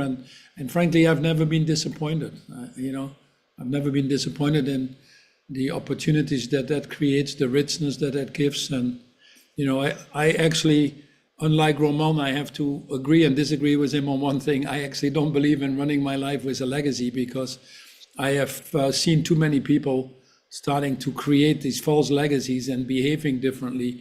But I do believe with him indeed that our responsibilities, which is not my legacy, but our responsibilities, just like we were here thanks to many generations before us, is towards these future generations. My final sentence perhaps is, the one company I bought in Unilever, I bought about 50, 60 companies during my little more than 10 years as running the company. But the one company I didn't do much due diligence on was a company in the US called Seventh Generation. Some of you might know them, but every decision they took was thinking, what would the implications of that decision be 7 generations from now? Just like these indigenous people's concepts. And that company, since we bought it, has tripled its turnover. It's growing very fast. I've never seen so many people so motivated behind its purpose. So they've been able to combine the challenges of today, which is staying alive, making money, keeping your business running, which is not easy with all the things going on, but also doing that in a way that takes our future generations into account. And in Unilever, when we translated the Sustainable Development Goals into the heart of the company, we ended up probably being seen as the most respected company in that regard, even ahead of companies like Patagonia. But we also were able to put a 300% shareholder return on the books. So I actually do believe that it's better for the shareholders longer term as well than running into this Milton Friedman shareholder primacy dogma that really hasn't served us well. Okay, thank you, Paul. I think I will slowly let the audience pull up your hand if you want to ask questions. So for those who Yeah. have a question, but I will just go on one more and then I will pivot to the audience for the next few questions. I think that this has something got to do with MBA students. I know, sometimes the way some of our rankings for MBA programs are a bit strange. They look at salaries of our Yeah. graduates. They always impute a quantum of how much they earn. In fact, precisely because of this, sometimes our business school focus a lot on materialism and less on materiality. I mean, and I think, sometimes, some of my MBA students joke to me, when they come to the program, it's always making financial progress. Sometimes they even tell me in humor, MBA stands for Mercedes, BMW, and Audi MBA. So how do you, square the fact that, many of our students come to MBA, they always have a ROI, they look at payback period, what is the internal rate of return for our curriculum? What is one advice you give to MBA students, master students in this room here, not only MBA, but the Masters of Science? Or what is the first thing they need to do to redeem themselves when they graduate? Well, I think there are a few things in your question, Lawrence, if I may say. The first one is the MBA program needs to pivot. The Aspen Institute did a study a few years ago, and they interviewed MBAs going into the business programs. There are about 60, 70 million a year who follow these business programs. I should declare, by the way, that I'm the chair of the Said Business School at Oxford, and also on the advisory boards of ESA and INSEAD. So I follow the top business schools quite well, and we currently work with 40 business schools putting net positive into the core of their curriculum. And with 865 universities, with a organization called Principles for Responsible Management Education, of which you are all part, is to change management education. But the Aspen Institute interviewed people and said, why do you go and do an MBA? And the answer was obviously, I want to change the world, I want to improve, I want to make a difference. And then the same people were interviewed after they did their MBA.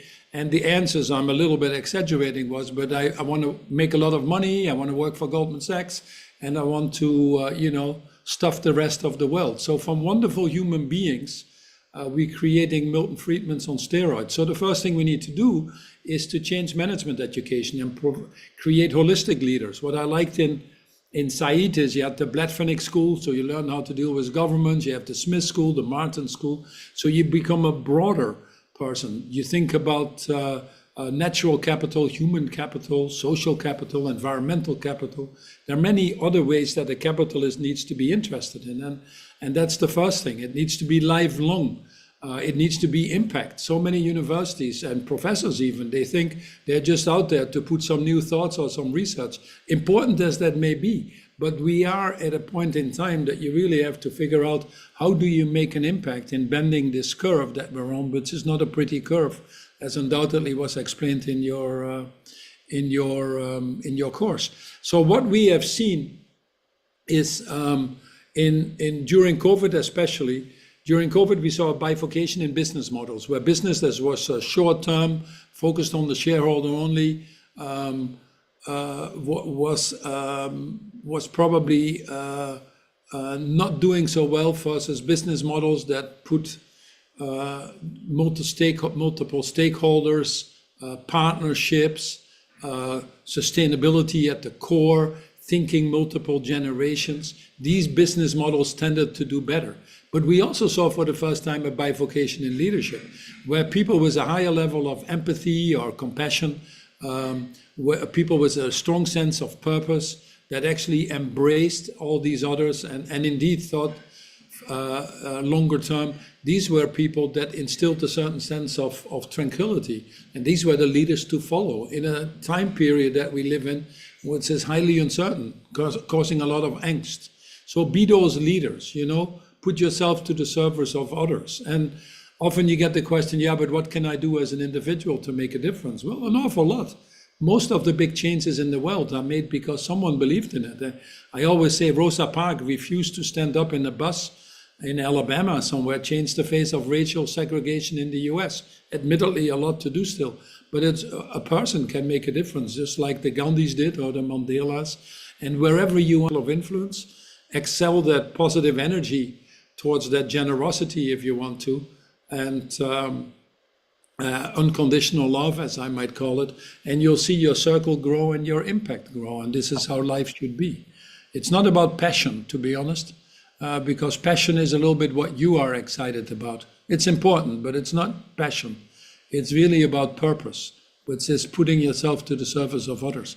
And it's in that intersection between what you like and what you're good at, what the world needs, what has this deeper meaning, where I think you can also get the financial reward to be able to do more of that and continue to do it. It's in that intersection that you often find your happiness. Okay, thank you, Paul. Talking about intersection, maybe now we are intersect now. I will switch now from fireside chat mode to campfire mode. So Perfect. I already see one hand, and for those who want to speak out, you can raise your Let's turn hand. the heat up. Yes, so we have the first one, Dapo. Yes, introduce yourself and have a short question, and yeah. Yeah, thank you very much. Thank you very much. I'm Dapo. I'm based in Canada from your Royal Roads University. Just a quick question, hopefully. My real question is this: how can a nation balance economic prosperity, which is very important, right, with the responsible use of natural resources to ensure long-term sustainability for future generations? And I asked that question because let's take Canada as an example. Let's take Canada as a good example here. We're at a crossroad at the moment. This is politics, and we can't escape it. We have two leading candidates that are running for office. One says, yeah, I believe in climate responsibility for Canada, but not for the rest of the world, because this candidate, invests in fossil fuel and all those things outside, but not in Canada, right? But Canada doesn't have the money. We're just spiraling out of, our debt control is it's nothing to write home about. Now, the other candidate says, no, what you're saying, it doesn't make sense to me. Let's continue to drill. Let's continue to leverage our natural resources. Why? And so that we can use that money to take care of future generations. So for me, we talk about all these things and I believe in it, right? The only thing is, how can we marry? Because I believe that sometimes it's not a and or, sometimes it's and. It's not either or. Sometimes it's and. How can we leverage what we have responsibly and still take care of the future generations, rather than we say no to all these things and then all we're doing is just getting into debt, which it's not spoiling the environment, but it's also putting the future of everybody into jeopardy. So I don't know. I'm sure you get my question. No, Dapo, your question is right, and I'm glad you're asking it. And if you want my opinion, I hope Mark Carney wins the election, because it's not better for Canada, it's better for the world. So put your vote. This is one area where you can have an individual influence. So put it to good use would be my request to you. But the political cycles are short and it's not easy. And, I have this guy in one of my, in a house I have in Michigan that has a big septic tank. And he comes every year to suck out the stuff from the septic tank. And on the tank, he wrote with a sense of humor, it's a truckload full of political promises. And and that's probably true for most of our politicians right now. So I don't disagree with you with a sense of despair. But think about this, 47 countries are ahead of the Paris Agreement. They are actually ahead. Many countries have actually decoupled. There are 7 countries that have totally decarbonized. So, it is possible to grow food without destroying our nature. In fact, it is actually very beneficial to reclaim degraded land and restore. You might even get carbon credits for that, or in the future biodiversity credits. It's a different way of thinking. The food companies, many of them now, are looking at regenerative agriculture because the alternative is just not there. And if you build regenerative agriculture, you find it's more resilient to climate change. It's actually more nutritious. but it actually is also better for the planet now and for generations to come. So we need to restore our biodiversity. We have signed the COP16 sort of, the Global Biodiversity Convention, and they call it 30 by 2030, to restore 30% of the planet by 2030. It's by all means possible. Circularity, only 8% of everything we produce gets reused. That's totally ridiculous. And it's lazy thinking. Many are moving to a more circular thinking and actually growing very fast as a result of that. And then we need to put a price on these things to get people incentivized. If we really, truly, unfortunately, Canada moved out of it, but if we really put a price on carbon or a price on other things we should value, people start to slightly think differently again. So the main answer to your question perhaps is we just need to define success a little bit differently. And it is an and mentality and not an or mentality. But I've seen in Unilever where we completely decoupled our growth from environmental impact. In fact, we nearly doubled our business, but we halved the use of resources, that it is by all means possible. We started running all of our 500 plus factories at zero waste, by all means possible. We moved all of our factories to green energy, by all means possible. And people said, so you must have been bankrupt. No, as I mentioned, 290% shareholder return. But it required a different way of thinking. It required to challenge people. Ultimately, by the way, we then have to define what success looks like. Success is not producing more stuff.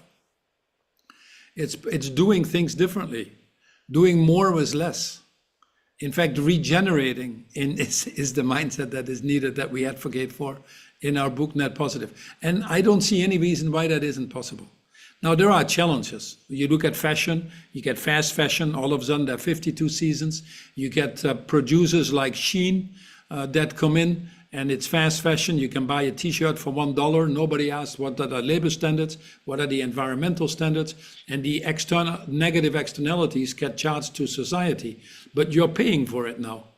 Most of society now in any country is paying a higher cost, even if governments have run out of money, is paying a higher cost of not doing things than if they would do the right things. You take the UK, where Romain is living. In the UK, because of unhealthy food eating practices, the National Health Service, which is a great service if it functions, is incurring $70 billion extra costs. By changing some legislation on food, salt, trans fatty acids, or sugar, you can actually reduce that. It's a typical example of where you're incurring cost here and benefits there, and governments are not so good to coordinate that. The cost that we now incur in our broken food system is enormous. I don't know if you've recently bought a chocolate bar or olive oil or many other things. You are paying the price for it right now. Politicians don't want you to believe that. That's what populism does. They jump on the moment. They say, I understand you have a problem. I have a simple solution. But the reality is we are incurring these costs already today in every area. My final comment there is on conflict prevention and wars, which is goal number 16 of the Sustainable Development Goals, if you're familiar with the Sustainable Development Goals. 10 to 12% of GDP, and the numbers are going up. And sadly enough, war counts towards GDP growth, whilst peace doesn't count for GDP growth. And most of the fights that we're doing and the spending that we're doing there is to deal with conflicts that could be avoided in the first place by climate change refugees, water shortage, fights over minerals. You have a president on the other side of the border that says he doesn't believe in climate change. But why does he want Canada as 51st province? Why does he want Greenland? Why does he want to deal with the Ukraine to entirely take their minerals? Because he well understands that they haven't thought about critical minerals for the transition. And he's going out of his way now to get that back, whilst at the same time holding China back because they've been a little bit ahead of that game. Of the 46 technologies in climate change that are critical to move this to a green economy, of the 42 technologies, 36 of them, China has a competitive advantage. So this is a direction that we're moving. This is a direction that we're moving increasingly fast. But if you're not in the driver's seat or not well positioned, then vested interest will try to slow that down. And that's exactly what's happening on the other side of the border. Sorry to be a little bit political here, but I thought also we need to call a spade a spade. But we are well on the way, I think, to make that transition, and people know what needs to be done. People know what needs to be done. And the main driver of this DAPO is technology. When it's cheaper, during the first term of this president on the other side of the border, 157 coal plants were retired. Why? Because shale gas fracking was cheaper. The economics drove it. In fact, more solar panels were installed than under other regimes. Why? Because the economics drove it. So if you let the economics work, I think you can actually go quite far in this transition, including in Canada, by the way. Okay, thank you, Paul. I know we have some questions on the chat room, but also Luis has just put up the hand. So perhaps, Luis, we come to you first. Yeah. Luis, ¿de dónde eres? In Argentina? Thank you. Mexico. Also Mexico. a neighbor. Bienvenido. Gracias. Also a neighbor to the US and watching everything that's unfolding. Yes. I wanted to ask several questions of Paul. What do you think has to happen for the focus to change on capitalism? I feel, and a lot of people I've talked to feel that it has to get worse before it gets better. And we have to face like a collective wake-up call, because I feel like there are signs of companies and people that change, like you and Unilever and others, and Natura and others that we have seen throughout the course, but it's not a systemic change. So it's not happening, and it's not having the impact that it should.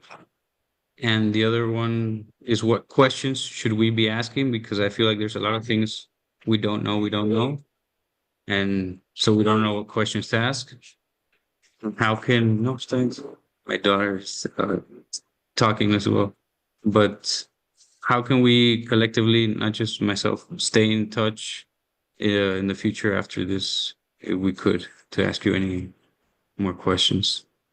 So there's a lot happening, and a lot of people understand that. And in fact, if you talk to the CFOs or CEOs of companies, over 90% of them will say that they are going to invest more and call it ESG for this discussion, although the term seems to have lost a little bit of popularity.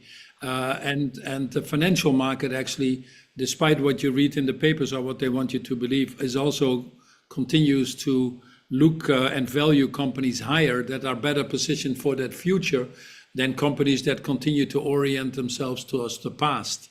So the issue is not that we're not moving. Technology I talked about, etc., is there as well. The main issue that we are facing is we're just not moving fast enough. We've waited so long. Last year, we spent $2.1 trillion on green energy. In the last 8 years in the US, 85% of energy capacity that has been installed has been green. So again, once more, it's the economics that drive that. So we're moving. We're well outspending the investments in fossil fuel. The fact that we still have fossil fuel is because of the enormous demand for energy when we're electrifying our global systems. That's a hump we need to go through, just like with AI. AI in total will probably save 3 to 6 gigatons of carbon emissions, but initially to get it going, you might have to use a little bit more carbon. It's not different from an electric vehicle. You have carbon emission probably when you produce it, but over its lifetime, you save significantly. So we are moving. That's what I want to tell everybody. And the $2.1 trillion on energy investments is a good example of that. The reality is, if we want to stay around 1.5 degrees, which we have just passed, as you well know, then we need to spend 6 trillion, 3 times what we spend currently, and double the efficiency of our energy use. Yeah. And this is where currently the tragedy is, because with what's going on at the political environment right now, which is basically in most countries driven by a certain sense of populism, is we are slowing down the acceleration at the time that we need to accelerate. We are slowing down global cooperation at the time that we need to cooperate. So what you need to do is, I think the leadership needs to change in perhaps three ways, if I may say it that way, and call it for this, don't quote me, but call it for this the ABC of leadership. I don't want to simplify it. But the first thing we need to do, and I struggle with that as well, is we have to be adaptive leaders. We have to realize that 50% of the country voted for this president for some reason. We have to realize that not all of them are extreme. So how can we bridge? They tend to be very concerned, by the way, about biodiversity, much more than climate. So how can we have that as a way in to try to see if we can move some things forward? But in other words, be an adaptive leader in this environment. Don't be a victim of social media and all the other things that it is them versus us. Try to bridge. Most important thing right now. The second one is adaptive. The first one is adaptive to the environment. The second one is bridging. Once you are adapting to the environment and realize that, you have to reach out and bridge. Not easy. Listen to the others, their concerns. You'll find out that they all have children. They're all concerned about the future and more things in common than the differences that the newspapers make us want to believe. So the B is bridging and the C is cooperative. You cannot solve these problems in the world anymore if we continue to operate what business schools teach, which is competitive advantage of nations, competitive advantage in your strategies. We teach kill, my market share versus yours. That's how I grew up. That's basically what the MBA programs do. The future is for cooperative leadership. I always say, when it gets to the future of humanity, we shouldn't compete. So where is the answer with governments right now? We have to recognize that it's difficult politically. We have to recognize that these global institutions, many of them from Bretton Woods times, don't function quite the way they were designed. But we have to put coalitions together, often of the willing from the business community, that help de-risk the political process. Because ultimately you need the right regulations. So when Europe put down the green economy or the CSRD, which is the corporate social reporting directives and other things, they came about because enough of the private sector actually said, we want this, we need this. And they spoke up together. The tragedy in the US right now is that too many people are silent. Go to my blog from a few days ago on my LinkedIn site, because if you continue to be silent, you move the goalpost, you become complicit to the crimes that are committed. So I understand individually that is difficult, but there are opportunities to speak out collectively. When he attacked law firms, the major law firm that was being attacked caved in and gave him pro bono work for some reason. It was the collective of over 200 smaller law firms that spoke up. Harvard now as university is speaking up. They're suing the government. They're going into the attack.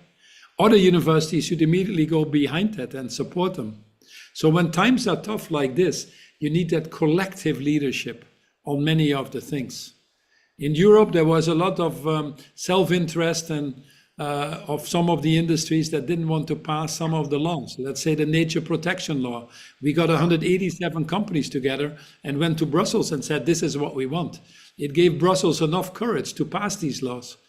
So that's an example of this collective leadership. I work with 70 companies in the fashion industry. It's a very tough industry, but it's also a very devastating industry for the climate and for the planet, for future generations. But so difficult for each individual company to change it. But with these 70 companies, we have 30% of the industry there. The whole value chain is present. We can move faster to regenerative cotton. We've created the biggest buying alliance on green energy. We can decide to get out of single-use plastics without having it as a competitive disadvantage. We can invest faster in new technology that would be too expensive for one company to bear. So we can get over this valley of death, as it's called. So the spirit of ABC, it's in the sea of collective action, in my opinion. Thank you, Paul. Yes, very interesting. I think we probably have time for one more questions, and there are several questions on the chat room. I probably want to give this slot to one particular person. I don't know whether she's there. Adriana, are you there? It's a very good question. If because I also want to be inclusive. So if we need to. Yeah. So if there's any members from other continents, other genders, or if not, I will give the floor to Vikas, so that at least we done through. Okay, Vikas, and then we will probably conclude after Vikas and the answer. Yes. Thanks a lot, Lawrence, for giving me this chance. And many thanks, Paul. It's been inspiring to hear from you. And this is really a great ending towards such an inspiring course. And this is the best way it could be finishing. My question is more on the GDP and the way we are measuring the progress. So one part is the consumption-based economy, and we are producing more to grow more and then to be successful, whether it's industries or it's countries, the governments, it's both in the same way. Other way is that we look at more need-based economy or need-based consumption. You only sell not more than what is needed. Someone like Patagonia does that, where they say you don't need to buy this, but if you really, really need it, then you buy this. Just as an example, there could be many ways to do this. But then this is once we can move from this to this, and how we move it is the question. Other side is that there is a human behavior, which is also human beings by their nature. I mean, not all of them, but majority of them are prone to some internal behaviors like greed or power or accumulation. While there is one part of this behavior, other part of human beings could actually take advantage of those. And that leads to kind of a spiral effect where you kind of keep on producing and selling more than what somebody needs. And on the other side, you accumulate more than what you need. So what is the solution to this? Because this is really getting out of hand, as you also said. Well, it was Gandhi who said we can provide for everybody's need, but not for everybody's greed. And when Simon Kosinski, who was the inventor of the GDP concept around Second World War, he mentioned and he warned everybody that this is an indicator of industrial production. You know, we needed to see if these countries' economies were coming back. And the simple measure was one of how much we can produce to get these economies going again. But he was very clear. He said it doesn't measure finite resources. It doesn't measure the distribution of these resources. It doesn't measure the negative externalities. Don't use this as a measure of success. So some countries are now starting to look at an overall well-being index.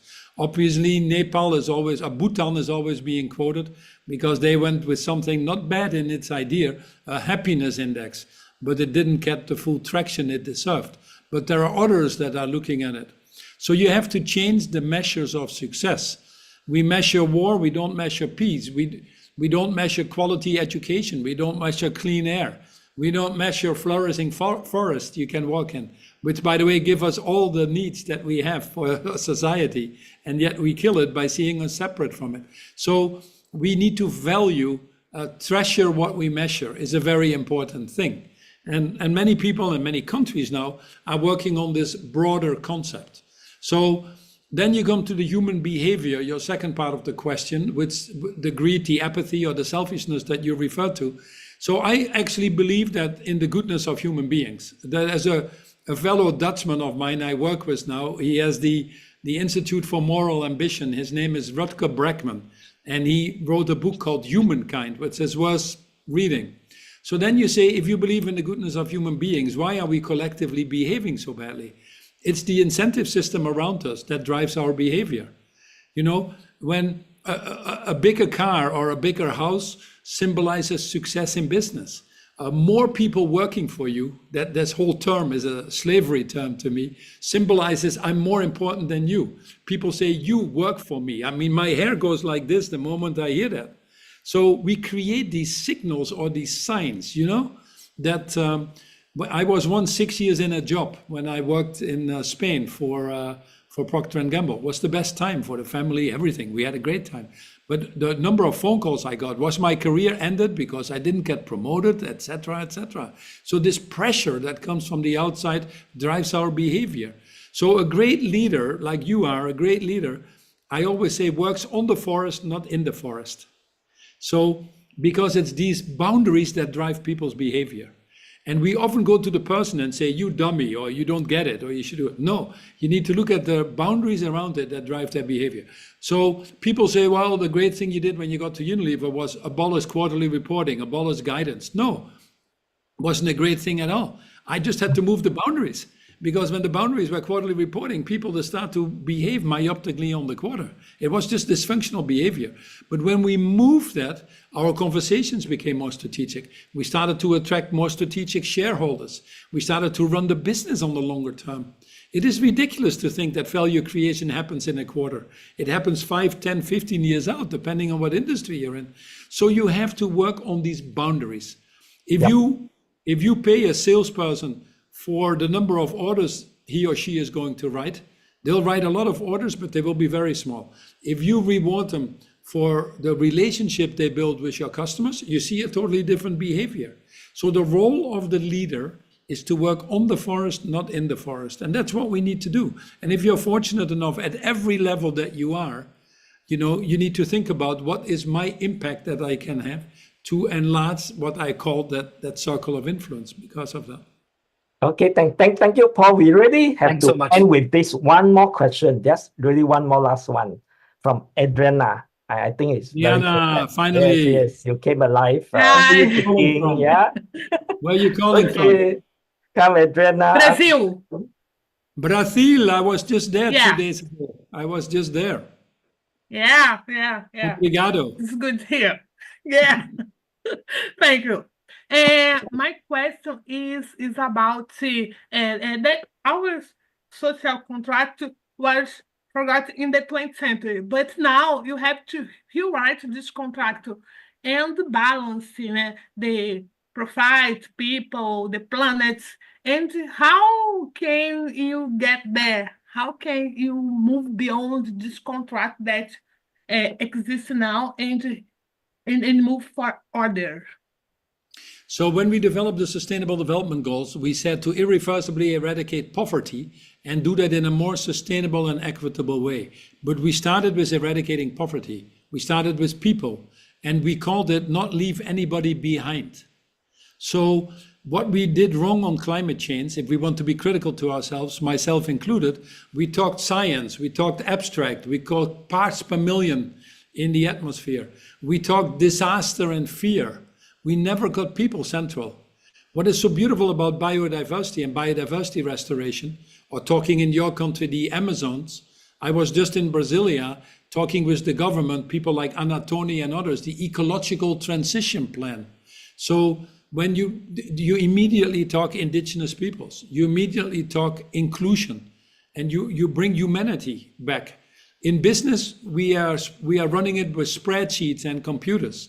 So I always say at the end of the day, it's bringing humanity back in everything we do, putting people central. Roman is right to say you need future generations and you need the planet in the room. But in Unilever, I always had an empty chair then. I do regret that I didn't have future generations in the room, or I didn't have the planet in the room. I wish I had, shame on me. But I always had the people we served in the room on an empty chair and say everything we do needs to improve their life. That's what we are about. What I'm the most proud about in Unilever is not the 290% shareholder return. That's the result of what we did. But the fact that we have reached 1.2 billion people with things like hand washing and giving them a chance to have a life, creating 5 million jobs for women, building 150 million toilets for people. These are goals that get to what we would call purpose. What's your purpose in life? Mark Twain said it well, that the most two important moments in life is when you figure out, is the moment you were born, and the second one is when you figure out why you were born. So if we can get ourselves to that higher level of purpose. I saw that Roman was using a slide, if I'm not mistaken, with Wangari Maathai.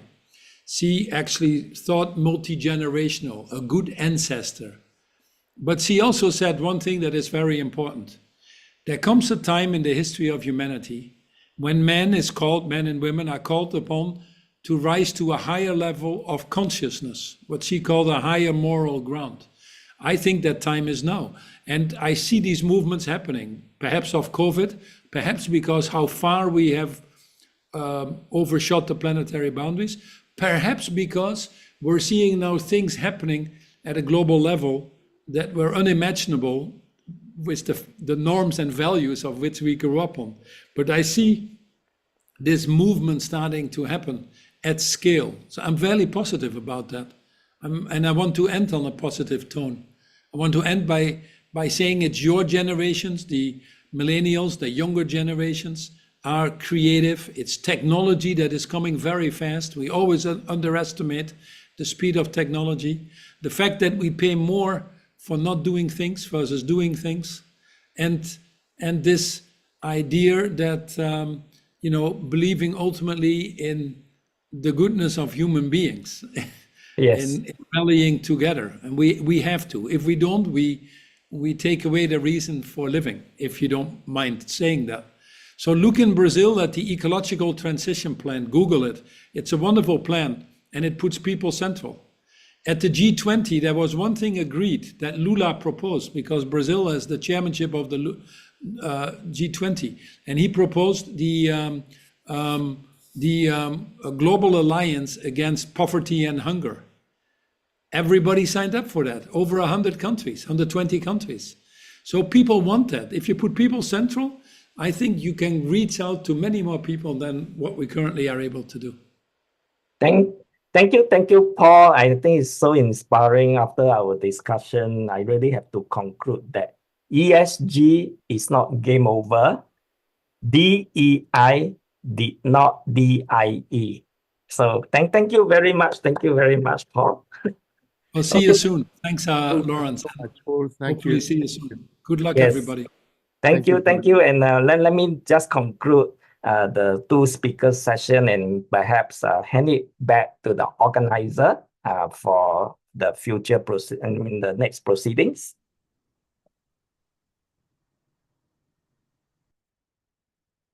Tomo, are you online? Yeah.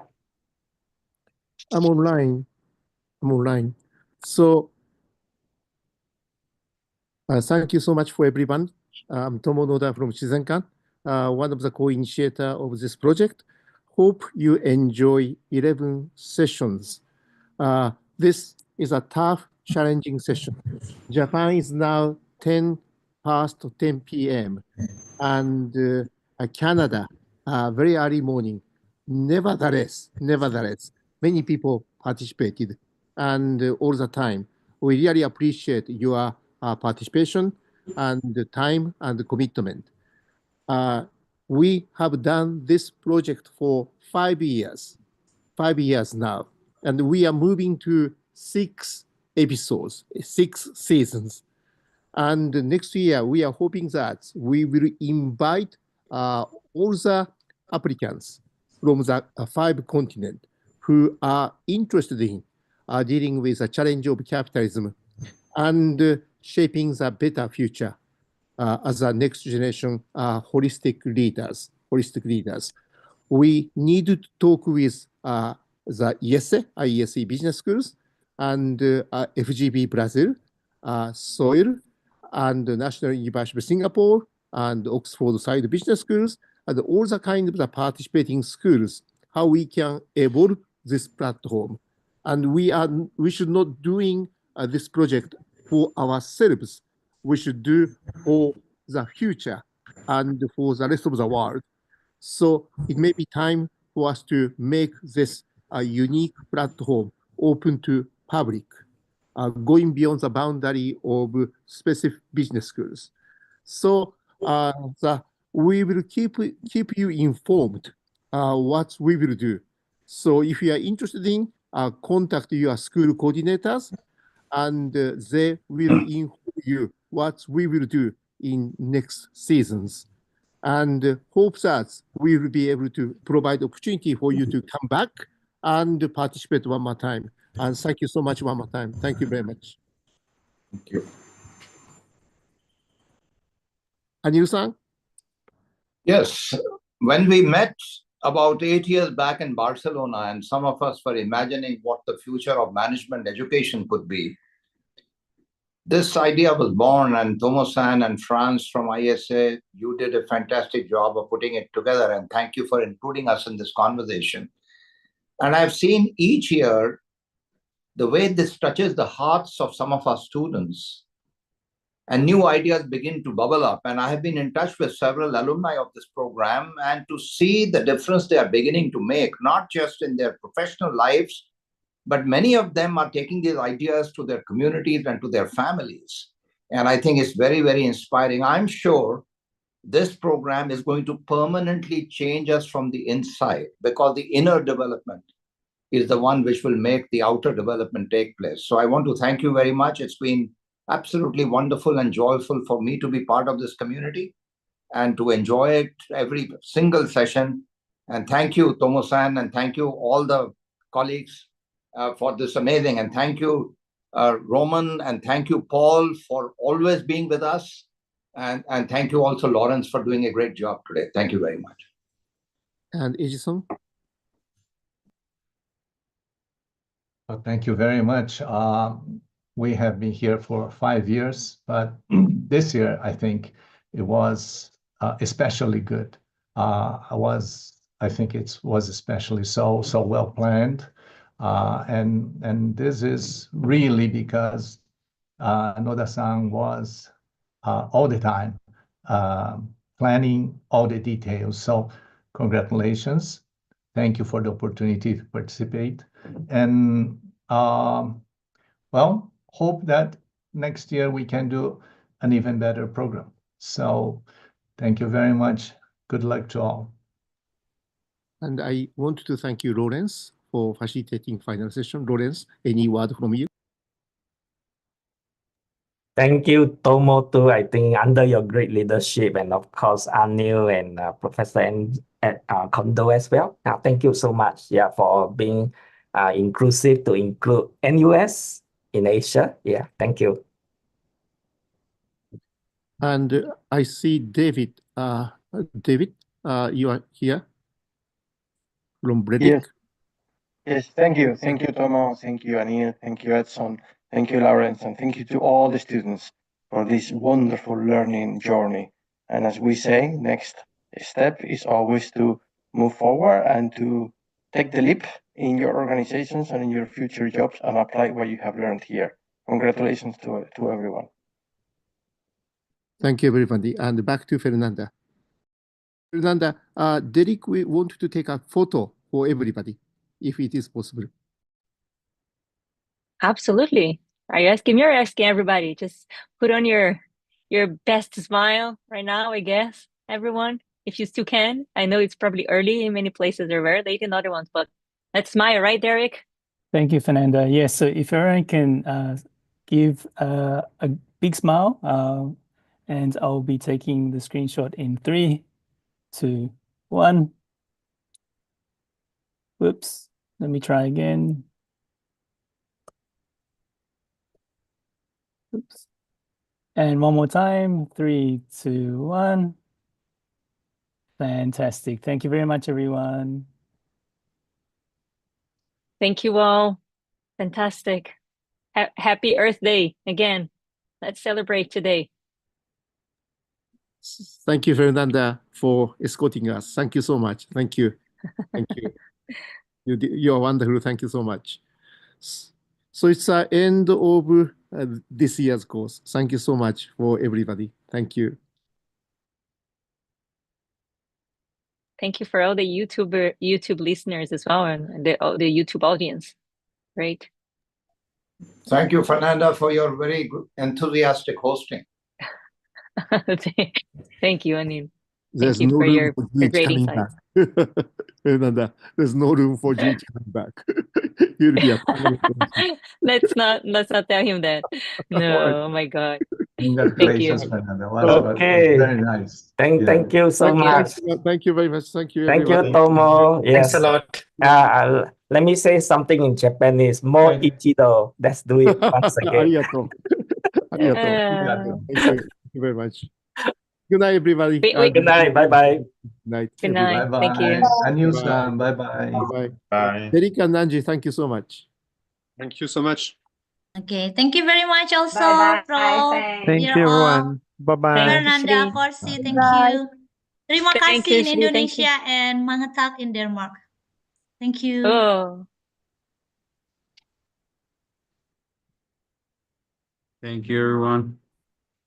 Thank you. Thank you.